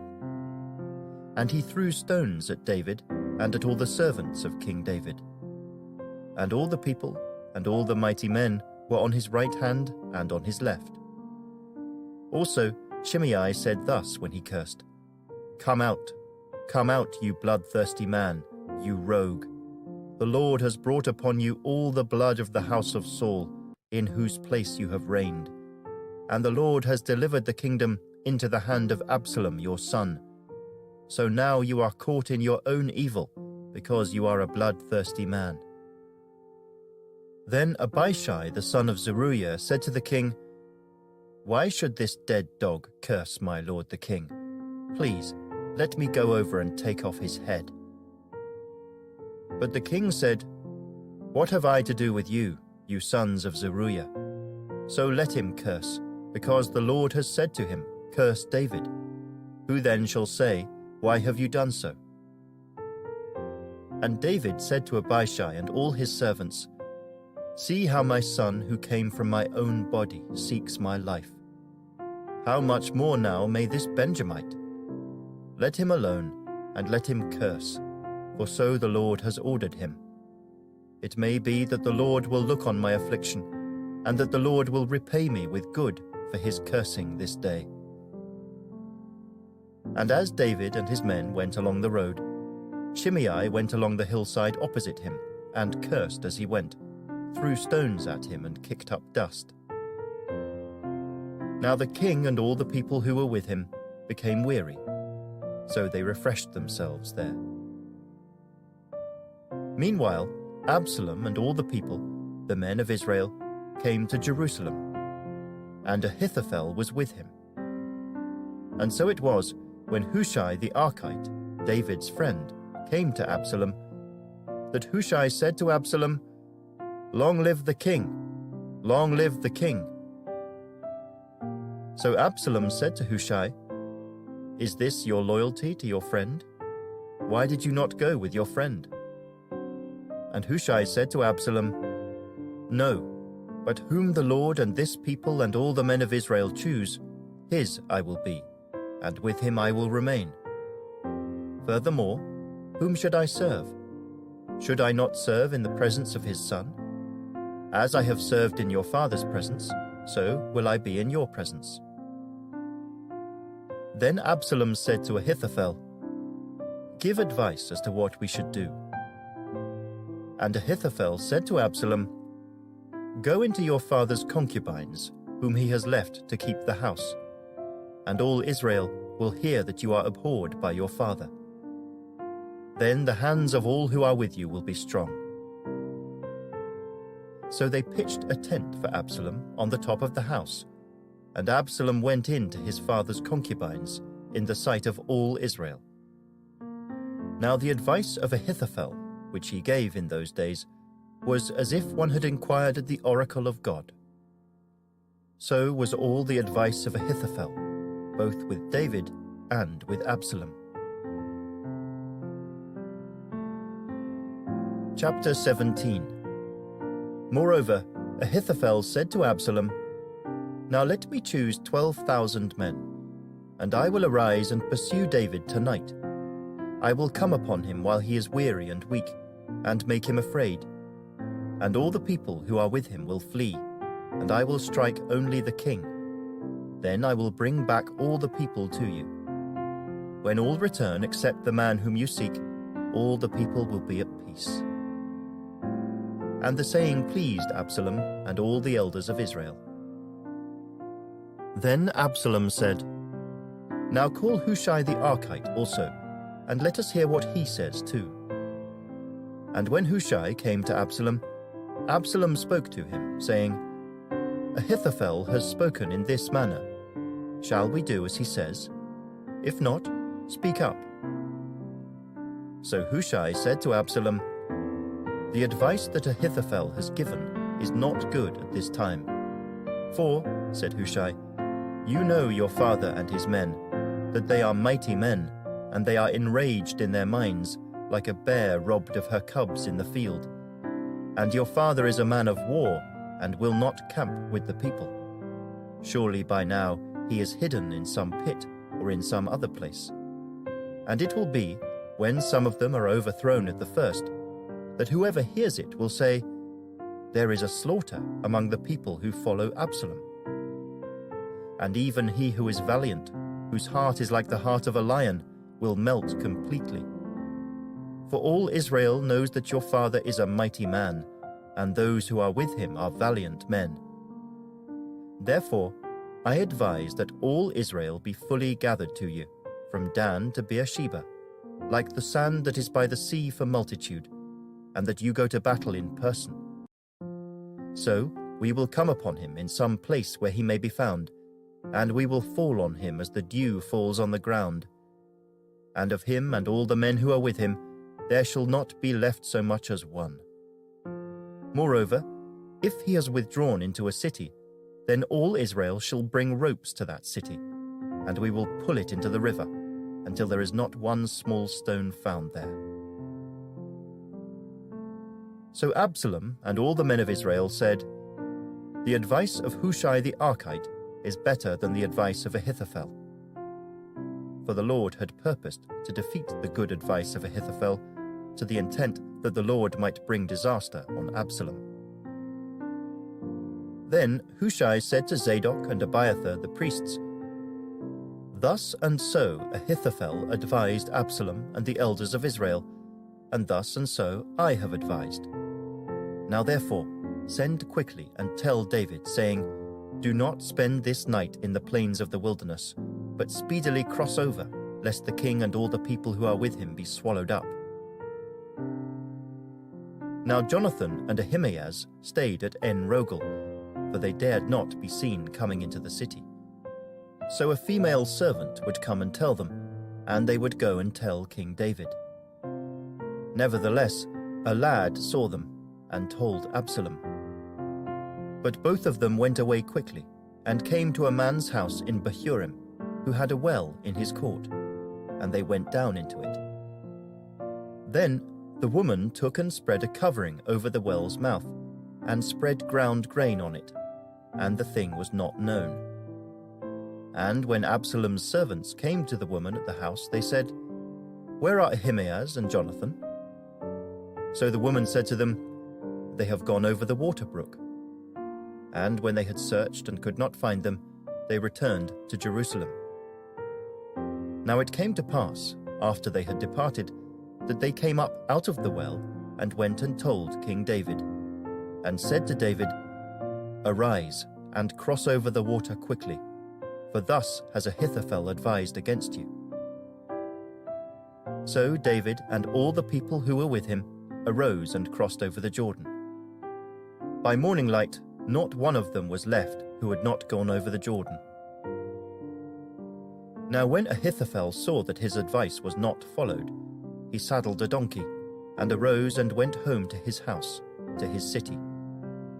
Then he put his household in order, and hanged himself, and died.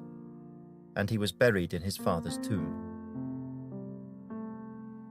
Then David went to Mahanaim, and Absalom crossed over the Jordan, he and all the men of Israel with him. And Absalom made Amasa captain of the army instead of Joab. This Amasa was the son of a man whose name was Jithra, an Israelite, who had gone into Abigail, the daughter of Nahash, sister of Zeruiah, Joab's mother. So Israel and Absalom encamped in the land of Gilead. Now it happened, when David had come to Mahanaim, that Shobai the son of Nahash from Rabbah of the people of Ammon, Machir the son of Amiel from Lo-debar, and Barzillai the Gileadite from Rogelim brought beds and basins, earthen vessels and wheat, barley and flour, parched grain and beans, lentils and parched seeds, honey and curds, sheep and cheese of the herd, for David and the people who were with him to eat. For they said, "The people are hungry and weary and thirsty in the wilderness." Chapter 18. And David numbered the people who were with him, and set captains of thousands and captains of hundreds over them. Then David sent out 1/3 of the people under the hand of Joab, 1/3 under the hand of Abishai the son of Zeruiah, Joab's brother, and 1/3 under the hand of Ittai the Gittite. And the king said to the people, "I also will surely go out with you myself." But the people answered, "You shall not go out, for if we flee away, they will not care about us, nor if half of us die will they care about us. But you are worth 10,000 of us now, for you are now more help to us in the city." Then the king said to them, "Whatever seems best to you, I will do." So the king stood beside the gate, and all the people went out by hundreds and by thousands. Now the king had commanded Joab, Abishai, and Ittai, saying, "Deal gently for my sake with the young man Absalom." And all the people heard when the king gave all the captains orders concerning Absalom. So the people went out into the field of battle against Israel. And the battle was in the woods of Ephraim. The people of Israel were overthrown there before the servants of David, and a great slaughter of 20,000 took place there that day. For the battle there was scattered over the face of the whole countryside, and the woods devoured more people that day than the sword devoured. Then Absalom met the servants of David. Absalom rode on a mule. The mule went under the thick boughs of a great terebinth tree, and his head caught in the terebinth. So he was left hanging between heaven and earth. And the mule which was under him went on. Now a certain man saw it, and told Joab, and said, I just saw Absalom hanging in a terebinth tree. So Joab said to the man who told him, You just saw him? And why did you not strike him there to the ground? I would have given you 10 shekels of silver and a belt.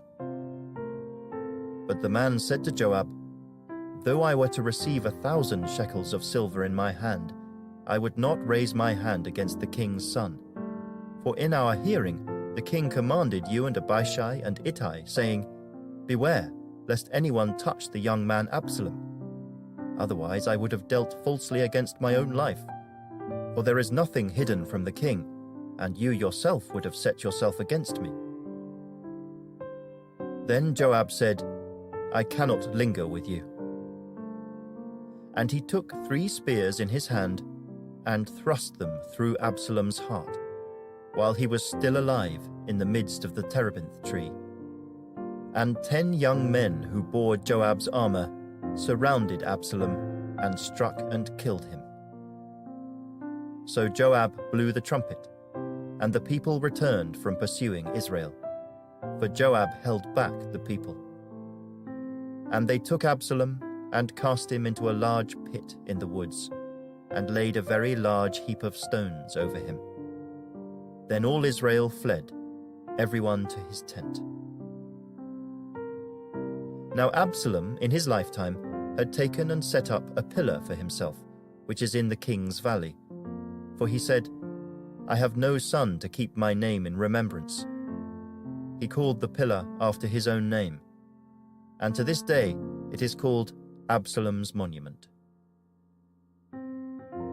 Then Ahimaaz the son of Zadok said, Let me run now and take the news to the king, how the Lord has avenged him on his enemies. And Joab said to him, You shall not take the news this day, for you shall take the news another day. But today you shall take no news, because the king's son is dead. Then Joab said to the Cushite, Go, tell the king what you have seen. So the Cushite bowed himself to Joab and ran. And Ahimaaz the son of Zadok said again to Joab, But whatever happens, please let me also run after the Cushite. So Joab said, Why will you run, my son, since you have no news ready? But whatever happens, he said, let me run. So he said to him, Run. Then Ahimaaz ran by way of the plain, and outran the Cushite. Now David was sitting between the 2 gates. And the watchman went up to the roof over the gate, to the wall, lifted his eyes and looked, and there was a man running alone. Then the watchman cried out and told the king. And the king said, If he is alone, there is news in his mouth. And he came rapidly and drew near. Then the watchman saw another man running. And the watchman called to the gatekeeper and said, There is another man running alone. And the king said, He also brings news. So the watchman said, I think the running of the first is like the running of Ahimaaz the son of Zadok. And the king said, He is a good man and comes with good news. So Ahimaaz called out and said to the king, All is well. Then he bowed down with his face to the earth before the king, and said, Blessed be the Lord your God, who has delivered up the men who raised their hand against my lord the king.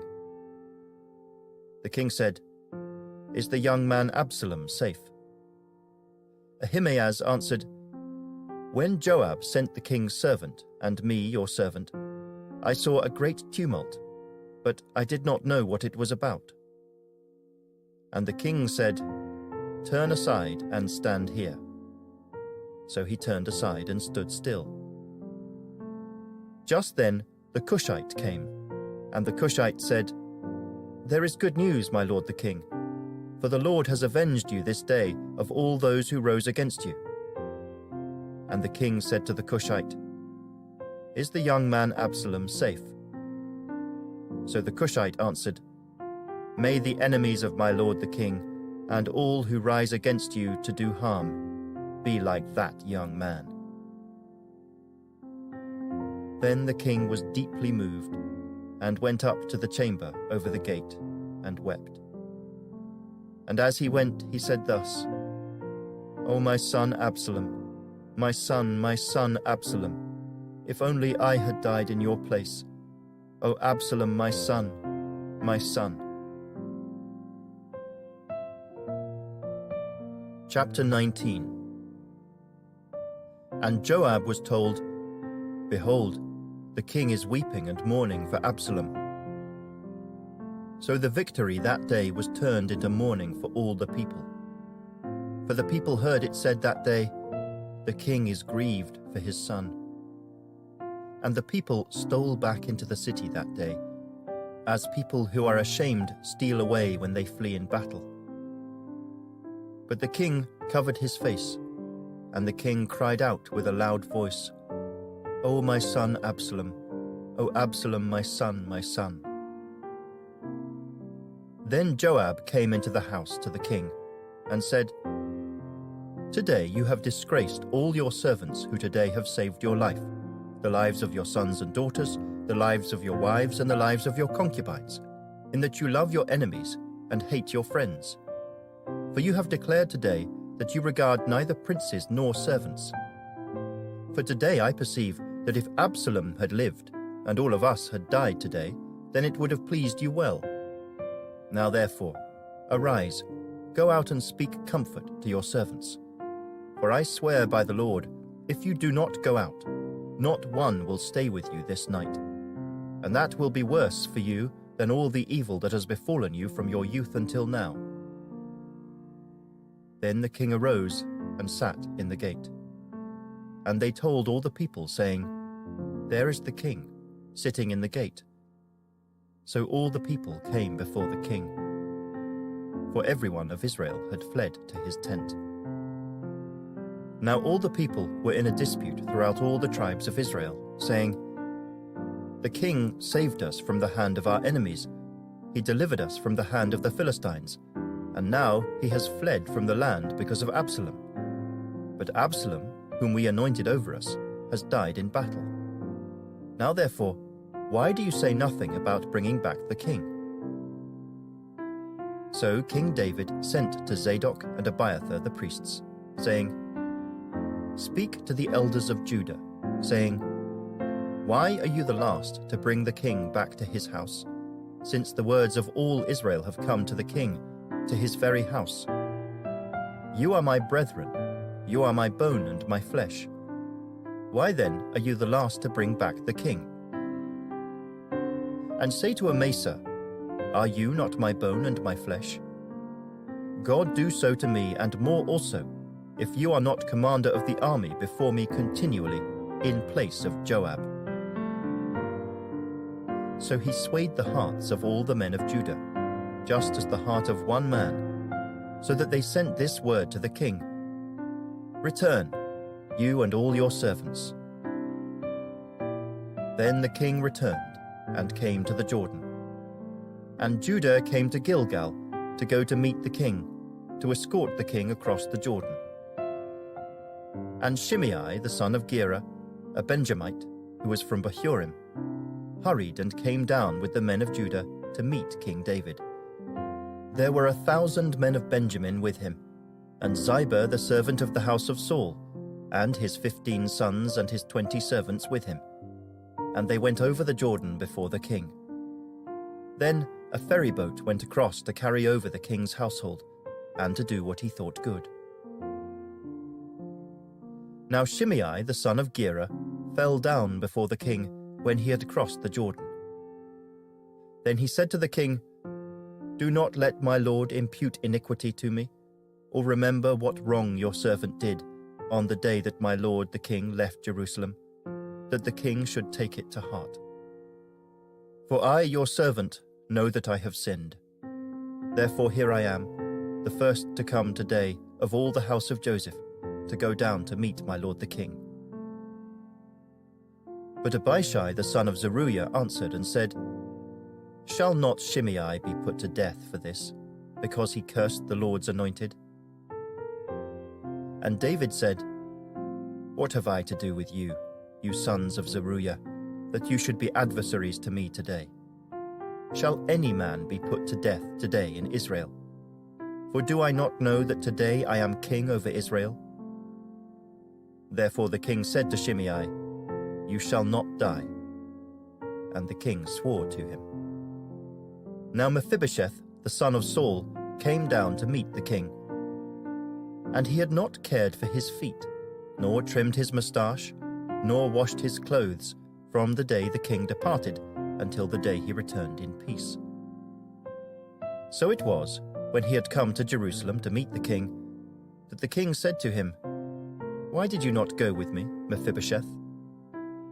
And he answered, "My lord, O king, my servant deceived me. For your servant said, 'I will saddle a donkey for myself, that I may ride on it and go to the king, because your servant is lame.' And he has slandered your servant to my lord the king. But my lord the king is like the angel of God. Therefore, do what is good in your eyes. For all my father's house were but dead men before my lord the king. Yet you set your servant among those who eat at your own table. Therefore, what right have I still to cry out any more to the king?" So the king said to him, "Why do you speak any more of your matters? I have said, you and Ziba divide the land." Then Mephibosheth said to the king, "Rather, let him take it all, inasmuch as my lord the king has come back in peace to his own house." And Barzillai the Gileadite came down from Rogelim and went across the Jordan with the king to escort him across the Jordan. Now Barzillai was a very aged man, 80 years old, and he had provided the king with supplies while he stayed at Mahanaim, for he was a very rich man. And the king said to Barzillai, "Come across with me, and I will provide for you while you are with me in Jerusalem." But Barzillai said to the king, "How long have I to live, that I should go up with the king to Jerusalem? I am today 80 years old. Can I discern between the good and bad?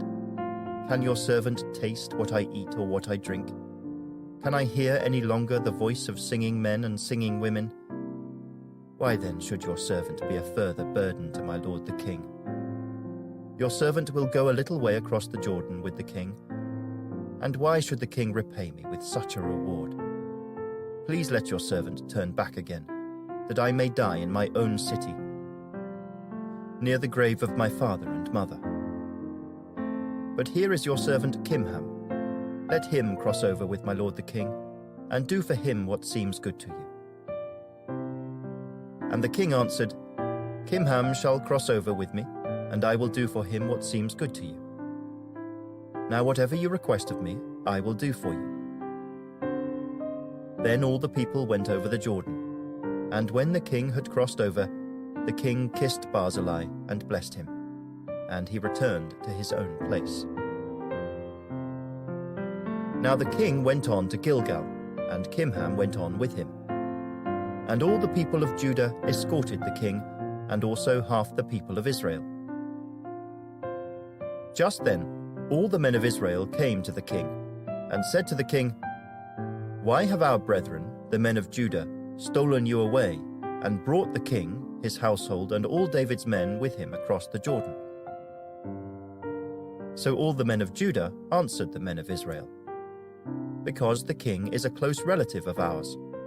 Why then are you angry over this matter? Have we ever eaten at the king's expense, or has he given us any gift?" And the men of Israel answered the men of Judah and said, "We have 10 shares in the king. Therefore we also have more right to David than you. Why then do you despise us? Were we not the first to advise bringing back our king?" Yet the words of the men of Judah were fiercer than the words of the men of Israel. Chapter 20. And there happened to be there a rebel, whose name was Sheba, the son of Bichri, a Benjamite. And he blew a trumpet, and said, We have no share in David, nor do we have inheritance in the son of Jesse. Every man to his tents, O Israel. So every man of Israel deserted David, and followed Sheba the son of Bichri. But the men of Judah, from the Jordan as far as Jerusalem, remained loyal to their king. Now David came to his house at Jerusalem, and the king took the 10 women, his concubines whom he had left to keep the house, and put them in seclusion and supported them, but did not go into them. So they were shut up to the day of their death, living in widowhood. And the king said to Amasa, Assemble the men of Judah for me within 3 days, and be present here yourself. So Amasa went to assemble the men of Judah. But he delayed longer than the set time which David had appointed him. And David said to Abishai, Now Sheba the son of Bichri will do us more harm than Absalom. Take your lord's servants and pursue him, lest he find for himself fortified cities and escape us. So Joab's men, with the Kerethites, the Pelethites, and all the mighty men, went out after him. And they went out of Jerusalem to pursue Sheba the son of Bichri. When they were at the large stone which is in Gibeon, Amasa came before them. Now Joab was dressed in battle armor. On it was a belt with a sword fastened in its sheath at his hips. And as he was going forward, it fell out. Then Joab said to Amasa, Are you in health, my brother? And Joab took Amasa by the beard with his right hand to kiss him. But Amasa did not notice the sword that was in Joab's hand. And he struck him with it in the stomach, and his entrails poured out on the ground. And he did not strike him again. Thus he died. Then Joab and Abishai his brother pursued Sheba the son of Bichri. Meanwhile, one of Joab's men stood near Amasa, and said, Whoever favors Joab, and whoever is for David, follow Joab. But Amasa wallowed in his blood in the middle of the highway. And when the man saw that all the people stood still, he moved Amasa from the highway to the field, and threw a garment over him, when he saw that everyone who came upon him halted. When he was removed from the highway, all the people went on after Joab to pursue Sheba the son of Bichri. And he went through all the tribes of Israel, to Abel and Beth-maachah and all the Beerites. So they were gathered together, and also went after Sheba. Then they came and besieged him in Abel of Beth-maachah. And they cast up a siege mound against the city, and it stood by the rampart. And all the people who were with Joab battered the wall to throw it down. Then a wise woman cried out from the city, Here, here, please say to Joab, Come nearby, that I may speak with you. When he had come near to her, the woman said, Are you Joab? He answered, I am. Then she said to him, Hear the words of your maidservant. And he answered, I am listening. So she spoke, saying, They used to talk in former times, saying, They shall surely seek guidance at Abel. And so they would end disputes. I am among the peaceable and faithful in Israel. You seek to destroy a city and a mother in Israel. Why would you swallow up the inheritance of the Lord? And Joab answered and said, far be it from me, that I should swallow up or destroy. That is not so. But a man from the mountains of Ephraim, Sheba the son of Bichri by name, has raised his hand against the king, against David. Deliver him only, and I will depart from the city. So the woman said to Joab, Watch, his head will be thrown to you over the wall. Then the woman, in her wisdom, went to all the people. And they cut off the head of Sheba the son of Bichri, and threw it out to Joab. Then he blew a trumpet, and they withdrew from the city, every man to his tent. So Joab returned to the king at Jerusalem. And Joab was over all the army of Israel. Benaiah the son of Jehoiada was over the Kerethites and the Pelethites. Adoram was in charge of revenue. Jehoshaphat the son of Ahilud was recorder. Sheva was scribe. Zadok and Abiathar were the priests, and Ira the Jairite was a chief minister under David. Chapter 21. Now there was a famine in the days of David for 3 years, year after year. And David inquired of the Lord. And the Lord answered, "It is because of Saul and his bloodthirsty house, because he killed the Gibeonites." So the king called the Gibeonites and spoke to them. Now the Gibeonites were not of the children of Israel, but of the remnant of the Amorites. The children of Israel had sworn protection to them, but Saul had sought to kill them in his zeal for the children of Israel and Judah. Therefore David said to the Gibeonites, "What shall I do for you? And with what shall I make atonement, that you may bless the inheritance of the Lord?" And the Gibeonites said to him, "We will have no silver or gold from Saul or from his house, nor shall you kill any man in Israel for us." So he said, "Whatever you say I will do for you." Then they answered the king, "As for the man who consumed us and plotted against us, that we should be destroyed from remaining in any of the territories of Israel, let 7 men of his descendants be delivered to us, and we will hang them before the Lord in Gibeah of Saul, whom the Lord chose." And the king said, "I will give them." But the king spared Mephibosheth, the son of Jonathan, the son of Saul, because of the Lord's oath that was between them, between David and Jonathan, the son of Saul. So the king took Armoni and Mephibosheth, the 2 sons of Rizpah, the daughter of Aiah, whom she bore to Saul, and the 5 sons of Michal, the daughter of Saul, whom she brought up for Adriel, the son of Barzillai the Maholathite. And he delivered them into the hands of the Gibeonites, and they hanged them on the hill before the Lord. So they fell, all 7 together, and were put to death in the days of harvest, in the first days, in the beginning of barley harvest. Now Rizpah, the daughter of Aiah, took sackcloth and spread it for herself on the rock, from the beginning of harvest until the late rains poured on them from heaven. And she did not allow the birds of the air to rest on them by day, nor the beasts of the field by night.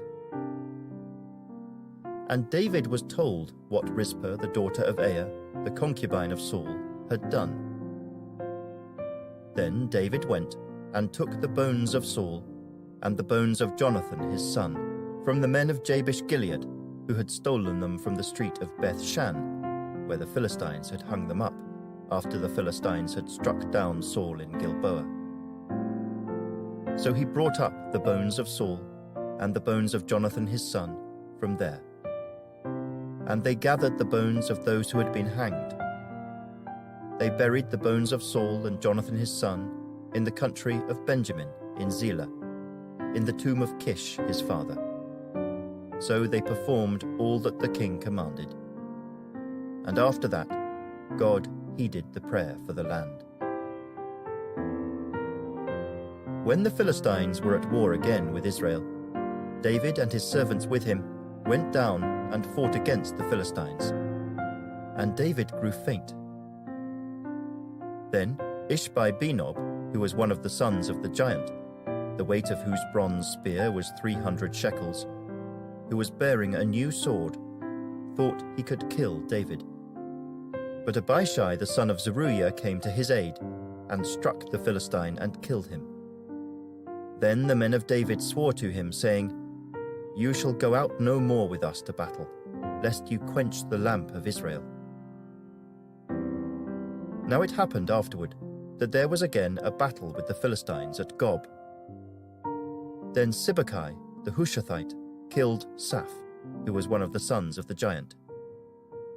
Again there was war at Gob with the Philistines, where Elhanan the son of Jaare-Oregim, the Bethlehemite, killed the brother of Goliath the Gittite, the shaft of whose spear was like a weaver's beam. Yet again there was war at Gath, where there was a man of great stature, who had 6 fingers on each hand and 6 toes on each foot, 24 in number, and he also was born to the giant. So when he defied Israel, Jonathan the son of Shimeah, David's brother, killed him. These 4 were born to the giant in Gath, and fell by the hand of David and by the hand of his. Chapter 22. Then David spoke to the Lord the words of this song, on the day when the Lord had delivered him from the hand of all his enemies, and from the hand of Saul. And he said, "The Lord is my rock and my fortress and my deliverer, the God of my strength, in whom I will trust, my shield and the horn of my salvation, my stronghold and my refuge. My Saviour, you save me from violence. I will call upon the Lord, who is worthy to be praised. So shall I be saved from my enemies. When the waves of death surrounded me, the floods of ungodliness made me afraid. The sorrows of Sheol surrounded me. The snares of death confronted me. In my distress, I called upon the Lord and cried out to my God. He heard my voice from his temple, and my cry entered his ears. Then the earth shook and trembled. The foundations of heaven quaked and were shaken, because he was angry. Smoke went up from his nostrils, and devouring fire from his mouth. Coals were kindled by it. He bowed the heavens also, and came down with darkness under his feet. He rode upon a cherub and flew, and he was seen upon the wings of the wind. He made darkness canopies around him, dark waters and thick clouds of the skies.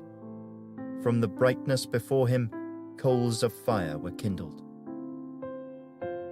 The Lord thundered from heaven, and the Most High uttered his voice. He sent out arrows and scattered them, lightning bolts, and he vanquished them. Then the channels of the sea were seen. The foundations of the world were uncovered, at the rebuke of the Lord, at the blast of the breath of his nostrils. He sent from above. He took me. He drew me out of many waters. He delivered me from my strong enemy, from those who hated me, for they were too strong for me. They confronted me in the day of my calamity, but the Lord was my support. He also brought me out into a broad place.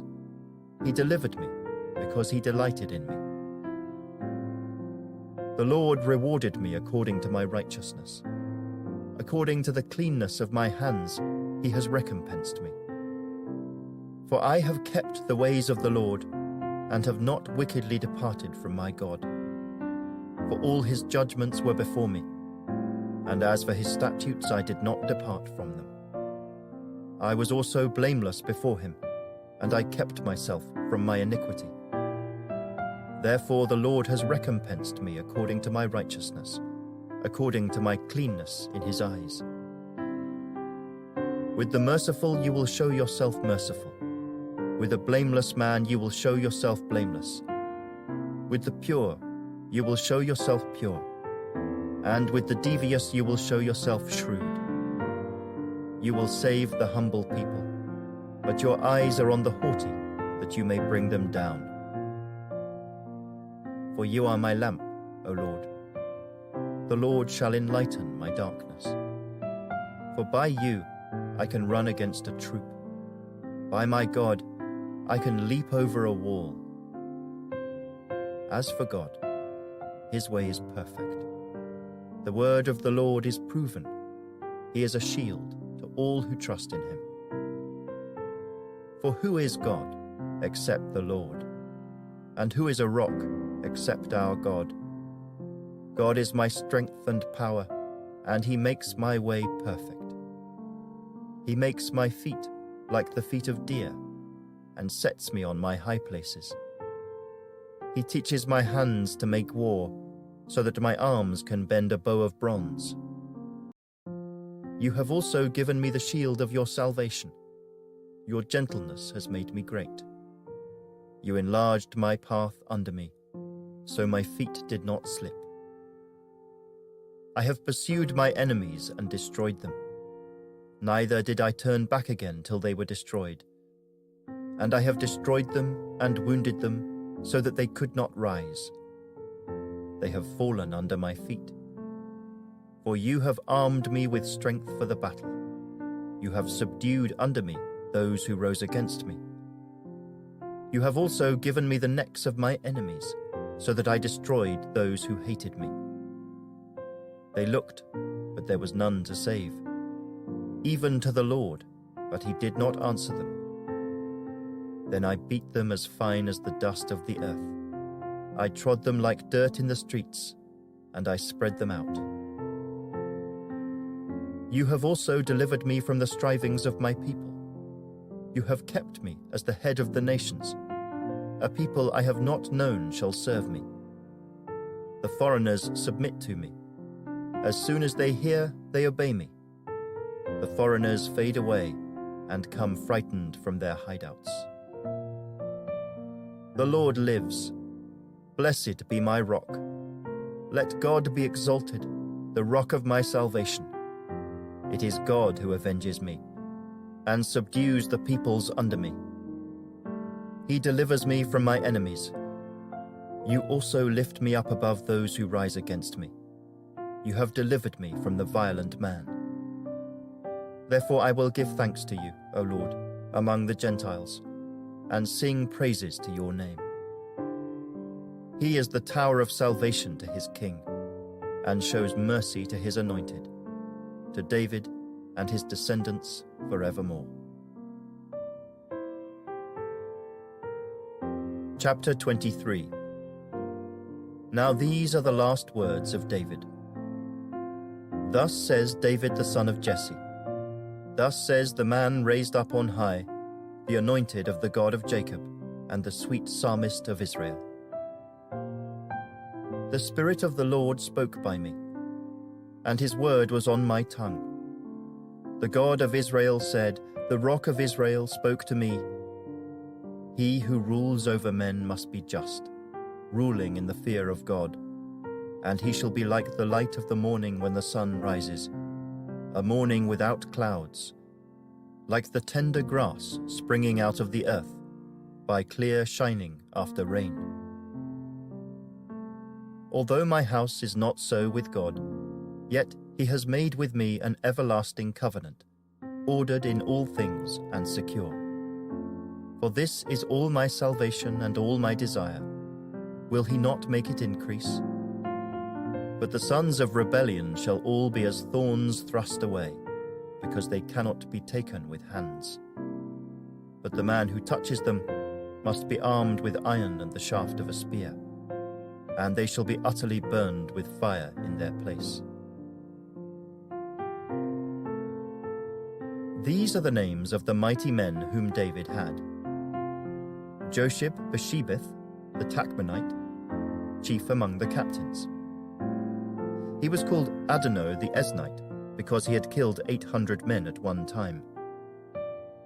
And after him was Eleazar, the son of Dodo, the Ahohite, one of the 3 mighty men with David when they defied the Philistines who were gathered there for battle, and the men of Israel had retreated.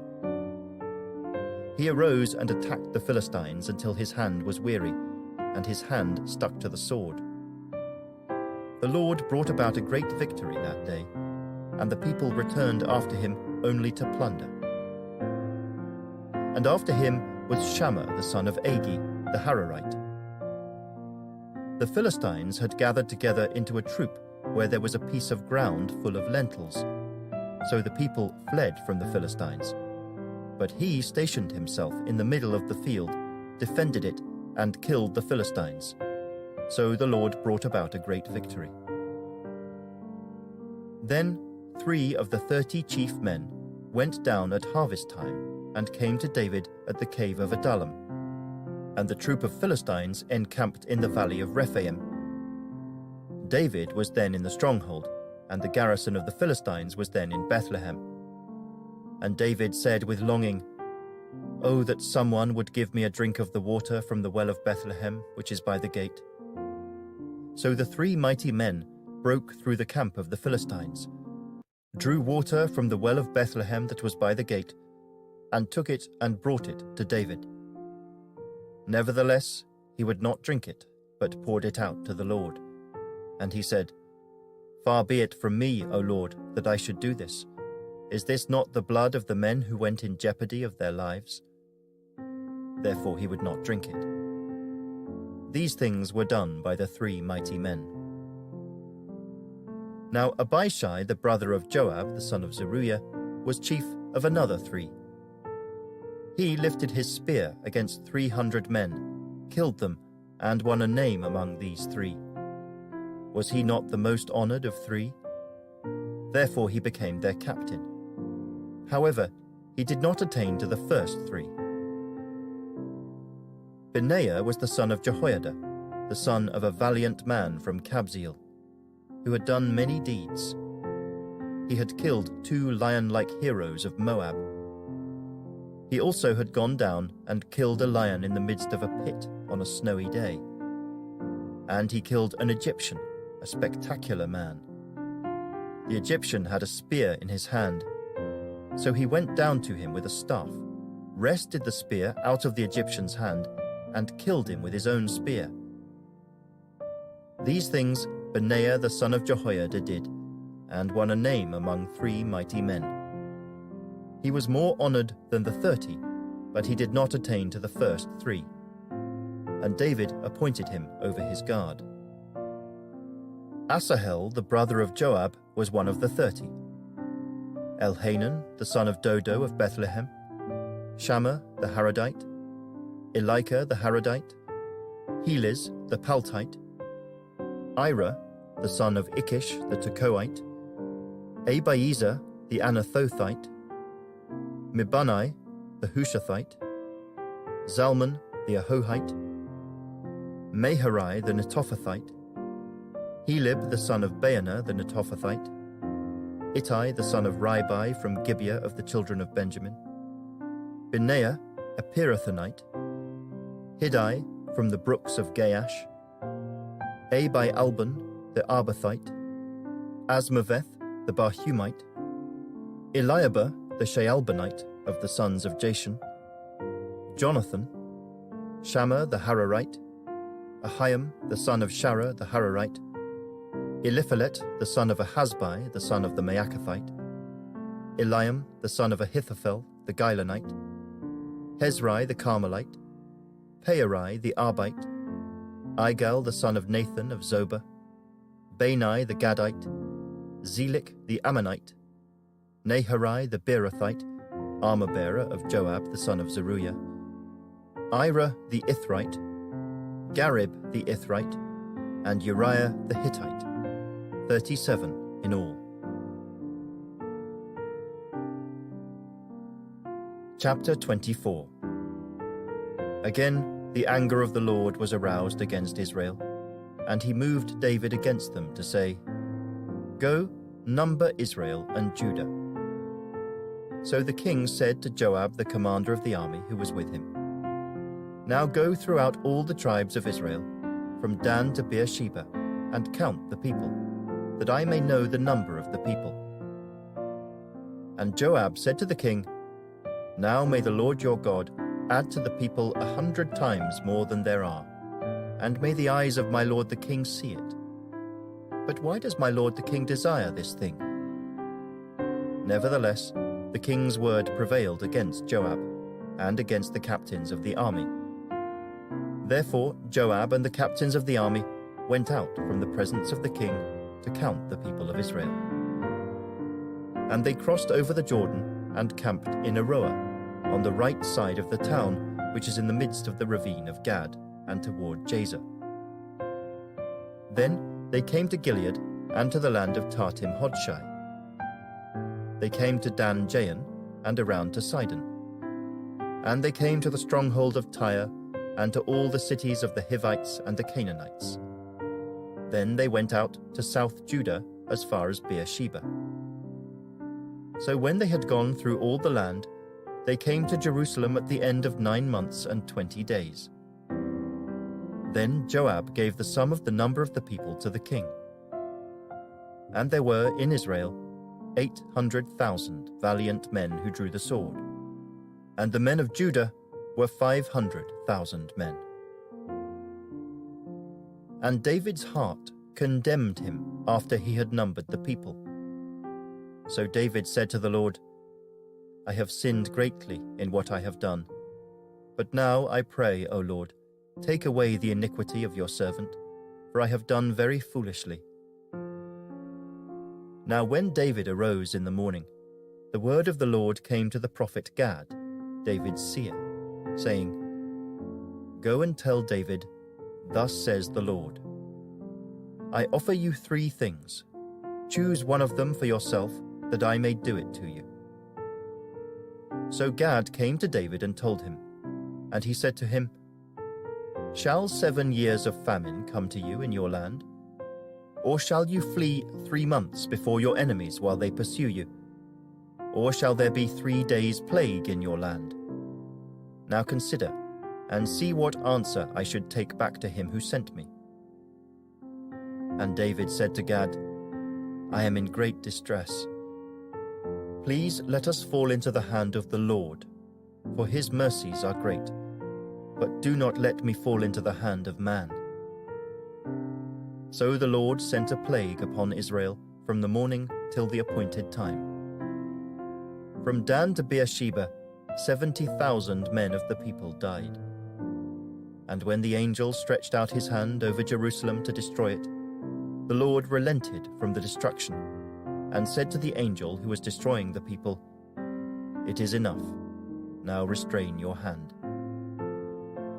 And the angel of the Lord was by the threshing floor of Araunah the Jebusite. Then David spoke to the Lord when he saw the angel who was striking the people, and said, Surely I have sinned and I have done wickedly. But these sheep, what have they done? Let your hand, I pray, be against me and against my father's house. And Gad came that day to David, and said to him, Go up, erect an altar to the Lord on the threshing floor of Araunah the Jebusite. So David, according to the word of Gad, went up as the Lord commanded. Now Araunah looked and saw the king and his servants coming toward him. So Araunah went out and bowed before the king with his face to the ground. Then Araunah said, Why has my lord the king come to his servant?